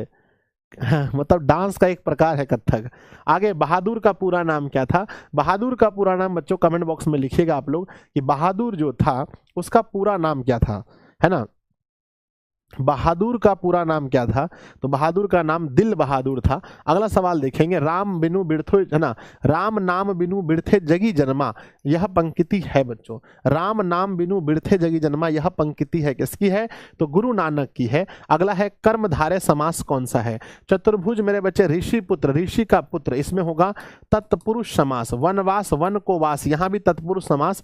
चंद्रमुख मतलब चंद्र के समान मुख, चतुर्भुज में बच्चों चार भुजा हो जाएगा, यहां पर चंद्रमुख हो जाएगा। चंद्रमुख में क्या होगा? कर्मधारय समास। 114 नंबर क्वेश्चन, सही उत्तर होगा चंद्रमुख। चंद्रमुख में हो जाएगा कर्मधारय समास। अगला, नदियां नाम और रूप को छोड़कर किस में मिलती हैं? संस्कृत शुरू हो गया बच्चों, संस्कृत शुरू हो गया। सर हम उर्दू वाले हैं, हम लोग जा सकते हैं? हाँ आप लोग जाइए, कोई दिक्कत नहीं है, जा सकते हैं, आप लोग जा सकते हैं। नदियां नाम और रूप को छोड़कर किसमें मिलती हैं? तो यह समुद्र में मिल जाती हैं। अगला है, प्राणियों के हृदय रूपी गुफा में बंद रहता है। प्राणियों के हृदय रूपी गुफा में आत्मा बंद रहता है। मोक्ष प्रदान करने वाली भूमि कौन सी है? भारत की भूमि मोक्ष प्रदान करती है। गायंती देव पुरुषः श्रुतवात, यह पद किस पुराण से लिया गया है? मेरे बच्चे गायंती देव है ना, यह किस पुराण से लिया गया है? तो आपको पता होना चाहिए, यह विष्णु पुराण से लिया गया है, विष्णु पुराण से लिया गया है। अगला सवाल है, धर्म की रक्षा किससे होती है? तो धर्म की रक्षा सत्य से होती है। अगला है, गायंती देवा पुरुषः श्रुतवात, यह पद बच्चों माफ कीजिएगा 2 बार हो गया, तो पुरुष ना, यह विष्णु पुराण से लिया गया है। दोनों भुजाओं को ऊपर करके ऊपर ना कौन उपासना करते हैं? दोनों भुजाओं को ऊपर करके उपासना कौन करते हैं? तो मेरे बच्चे उपासना करते हैं कौन? मुनि लोग। ऑप्शन नंबर बी होगा। लगता है इस घर में आग लगी है, किस पुरुष ने कहा था? पहले ने कहा था यह कैसा कोलाहल है, दूसरे ने कहा था लगता है मेरे बच्चे आग लगी है, दूसरे ने, है ना। अगला सवाल देखते हैं, स्त्रियों का रक्षक कौन है? स्त्रियों का रक्षक उनके पति होते हैं, ये है ना। तर्कयते यस्मिन् गृहे लग्नि अगोसतिः, तर्कयते यदि है ना, यदिस्मिन् गृहे अग्नि लगोसति, ऐसा लगता है कि इस घर में आग लगा है। यह बच्चों किस पाठ में, सॉरी यह अलस कथा पाठ में कौन कहता है? तो यह दूसरे पुरुष के द्वारा कहा जाता है। अगला क्वेश्चन है, किस गांव में निर्धन लोग रहते थे? आप लोग पढ़े होंगे मेरे बच्चे, किस गांव में निर्धन लोग रहते थे? कितने ऐसे बच्चे हैं जिनका संस्कृत कंप्लीट है ना? संस्कृत बुक जिनका जिनका कंप्लीट है, संस्कृत बुक जिनका जिनका कंप्लीट है मेरे बच्चे, एक बार कमेंट बॉक्स में यस लिख कर भेजना कि गुरुदेव हमारा संस्कृत, जल्दी से सब लोग फटाफट, संस्कृत बुक जिनका जिनका कंप्लीट है, एक बार प्यारा प्यारा सा यस लिख करके भेजेंगे, है ना। सब लोग प्यारा प्यारा सा यस लिख करके भेजेंगे कि सर मेरा संस्कृत बुक कंप्लीट है, जल्दी से यस यस यस। किस गांव में निर्धन लोग रहते थे? भीखन टोला में रहते थे। किसका भरण पोषण व्यर्थ है? तो विधवा का। बच्चों ऐसे यहाँ पर एक क्वेश्चन दिया गया, लेकिन ये होना नहीं चाहिए क्वेश्चन, है ना। कथ्यम मरात्मक के तो ही विश्वास, तुम्हारे जैसे हिंसक जीव पर हम कैसे विश्वास करें, ये किसकी उक्ति है? तो यह पथिक कहता है, ऑप्शन बी। अगला, किसने छल पूर्वक, है ना, किसने छल पूर्वक दान में कवच और कुंडल ले लिया था? तो कवच और कुंडल इंद्र ने लिया था बच्चों छल पूर्वक। कहते हैं अंगराज किसे कहा गया है? अंगराज कर्ण को कहा गया है। वराह मिहिर द्वारा रचित कौन सा ग्रंथ है? तो वराह मिहिर ने बृहत संहिता लिखा है। मनुष्यों को कर्तव्य और कर्तव्य की शिक्षा कौन देते हैं? तो शास्त्र बच्चों। अगला है, मनुष्यों को, ये तो हो चुका है, योग सूत्र के रचनाकार कौन थे? तो योगा सीखना है तो पतंजलि से सीखिए। अगला है, किसके समय में पाटलिपुत्र अधिक समृद्ध था? तो बच्चों अधिक समृद्ध किसके समय में पाटलिपुत्र अधिक समृद्ध था? तो चंद्रगुप्त मौर्य के समय में पाटलिपुत्र अधिक समृद्ध था बच्चों। अगला क्वेश्चन है बच्चों कि किसके काल में पाटलिपुत्र की रक्षा व्यवस्था अच्छी थी? तो रक्षा व्यवस्था मेरे बच्चे किसके? चंद्रगुप्त मौर्य के समय में सबसे अच्छी थी। आगे, चंद्रादित्य की पत्नी का नाम, चंद्रादित्य की रानी कौन थी? चंद्रादित्य की पत्नी का क्या नाम था? सर 133 गलत है। योग सूत्र, योग तो पतंजलि से होगा ना बच्चों, पाणिनि कैसे हम लिख दिए? हे भगवान, योग सूत्र के रचनाकार पतंजलि होंगे बच्चों, आई एम रियली सॉरी। अगला, है ना, चंद्रादित्य की पत्नी का नाम क्या था? है ना, गंगा देवी तो बच्चों हो जाएगा कंपन राय की पत्नी। मैत्रेय तो हो जाएगा याज्ञवल्क्य की पत्नी का नाम मैत्रेय था। विजय भट्टारिका चंद्रादित्य की पत्नी थी बच्चों, Vijay Bhattarika. Option number B, Vijay Bhattarika. 136 का बी सही है। अगला क्वेश्चन, मैत्रेय, है ना, मैत्रेय किनकी पत्नी थी? तो याज्ञवल्क्य की पत्नी थी। अगला क्वेश्चन, सर्व शुक्ला सरस्वती किसे कहा गया है? कहते हैं सर्व शुक्ला सरस्वती किसकी उक्ति है? माफ कीजिए, किसने बोला था? तो सर्व शुक्ला सरस्वती, सर्व शुक्ला सरस्वती किसकी उक्ति है यानी किसका वचन है, तो ये बात बोलने वाली दांडी थी, ऑप्शन नंबर डी। अगला क्वेश्चन देखते हैं मेरे बच्चे, भारतीय दर्शन का महत्वपूर्ण स्रोत क्या है। भारतीय दर्शन के महत्वपूर्ण स्रोत हमारे क्या है, हमारे संस्कार हैं, हमारे संस्कार हैं। अंत्येष्टि संस्कार कब होता है, अंत्येष्टि संस्कार कब होता है, आप लोगों ने पढ़ा है बच्चों कि अंत्येष्टि संस्कार कब होता है, प्लीज एक बार बताना बहुत तेजी में कि अंत्येष्टि संस्कार कब होता है। तो अंत्येष्टि संस्कार मेरे बच्चे मरने के बाद होता है, मरने के बाद होता है। अगला क्वेश्चन, शत्रु राज्य में क्या बढ़ रहा है, शत्रु राज्य में बच्चों कलह बढ़ रहा है आजकल। अगला है अपने और पराये की गणना कौन करते हैं, अपने और पराये की गणना करने वाले संकुचित हृदय वाले लोग होते हैं। मेरे बच्चे समाप्त हो गया, बोलो बांके बिहारी लाल की जय। तो प्यारे बच्चों टोटल आपका 142 क्वेश्चन था, समाप्त हो गया। एक छोटा सा क्लास आप लोग को कैसा लगा बच्चों बताओ।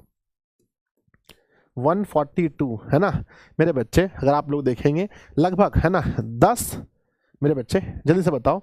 और कल याद रखना 6 PM में सभी 5 दोस्तों को लेकर आएंगे। 6 PM में सभी जो है ना कितने दोस्तों को, 5 दोस्तों को लेकर आना है बच्चों, 5 दोस्तों को लेकर आना है, एक नहीं दो नहीं, 5 दोस्तों को लेकर आना है बच्चों, है ना। 5 दोस्तों को कल लेकर के आना है, बता दिए हम। बताओ कितने दोस्त को लेकर आएंगे आप, कितने दोस्त को लेकर आप लोग आने वाले हो। अरे ये क्या हो गया, कितने दोस्तों को लेकर आप लोग आने वाले हो, जल्दी बताओ। 1 नहीं 2 नहीं 3 नहीं, कुल 5 दोस्तों को लेकर कल आना है आपको, ठीक है। और इस वीडियो के कमेंट सेक्शन को भर देना है आप लोगों को कि कल आप लोग जुड़ रहे हो सेशन में या नहीं जुड़ रहे हो। सब लोग बच्चों कमेंट बॉक्स में ज़रूर लिखना कि कल पूरी रात जगने के लिए, कल 12 घंटे जगने के लिए आप लोग तैयार हो या नहीं। जाइए बच्चों रेस्ट कीजिए, अच्छे से सो जाइए, खाना पीना खाइए। मैं तो बच्चों चला कंटेंट बनाने के लिए और अच्छे से आप लोग का कंटेंट तैयार करूंगा ताकि हम लोग कल पूरी रात पढ़ सकें बच्चों, ठीक है ना। चलो लव यू बच्चों, इतना प्यार और इतना सम्मान देने के लिए आप सभी का तहे दिल से बहुत बहुत धन्यवाद। सर आप बोले थे डेली एक समय यूट्यूब पर देंगे, तो नया साल में नया काम करेंगे अब। अरे हम देने वाले थे यूट्यूब पर, आप लोग एक दिन हमको गुस्सा दिखा दिए, आप लोग बहुत सारा कमेंट करने लगे इसलिए नहीं दिए। अब देंगे बच्चों, ठीक है अब दे देंगे, है ना। देखो 40,000 पोल, कितना पोल हुआ बताओ आज के सेशन में, कितना पोल हुआ, यानी 40,000 बच्चे यहाँ आए और चले गए, 10,000 बच्चे हुए टोटल। कल का बच्चों टारगेट है कि कल पोल होना चाहिए कम से कम 1,25,000, 1 लाख प्लस पोल होगा कल, ठीक है। बाय।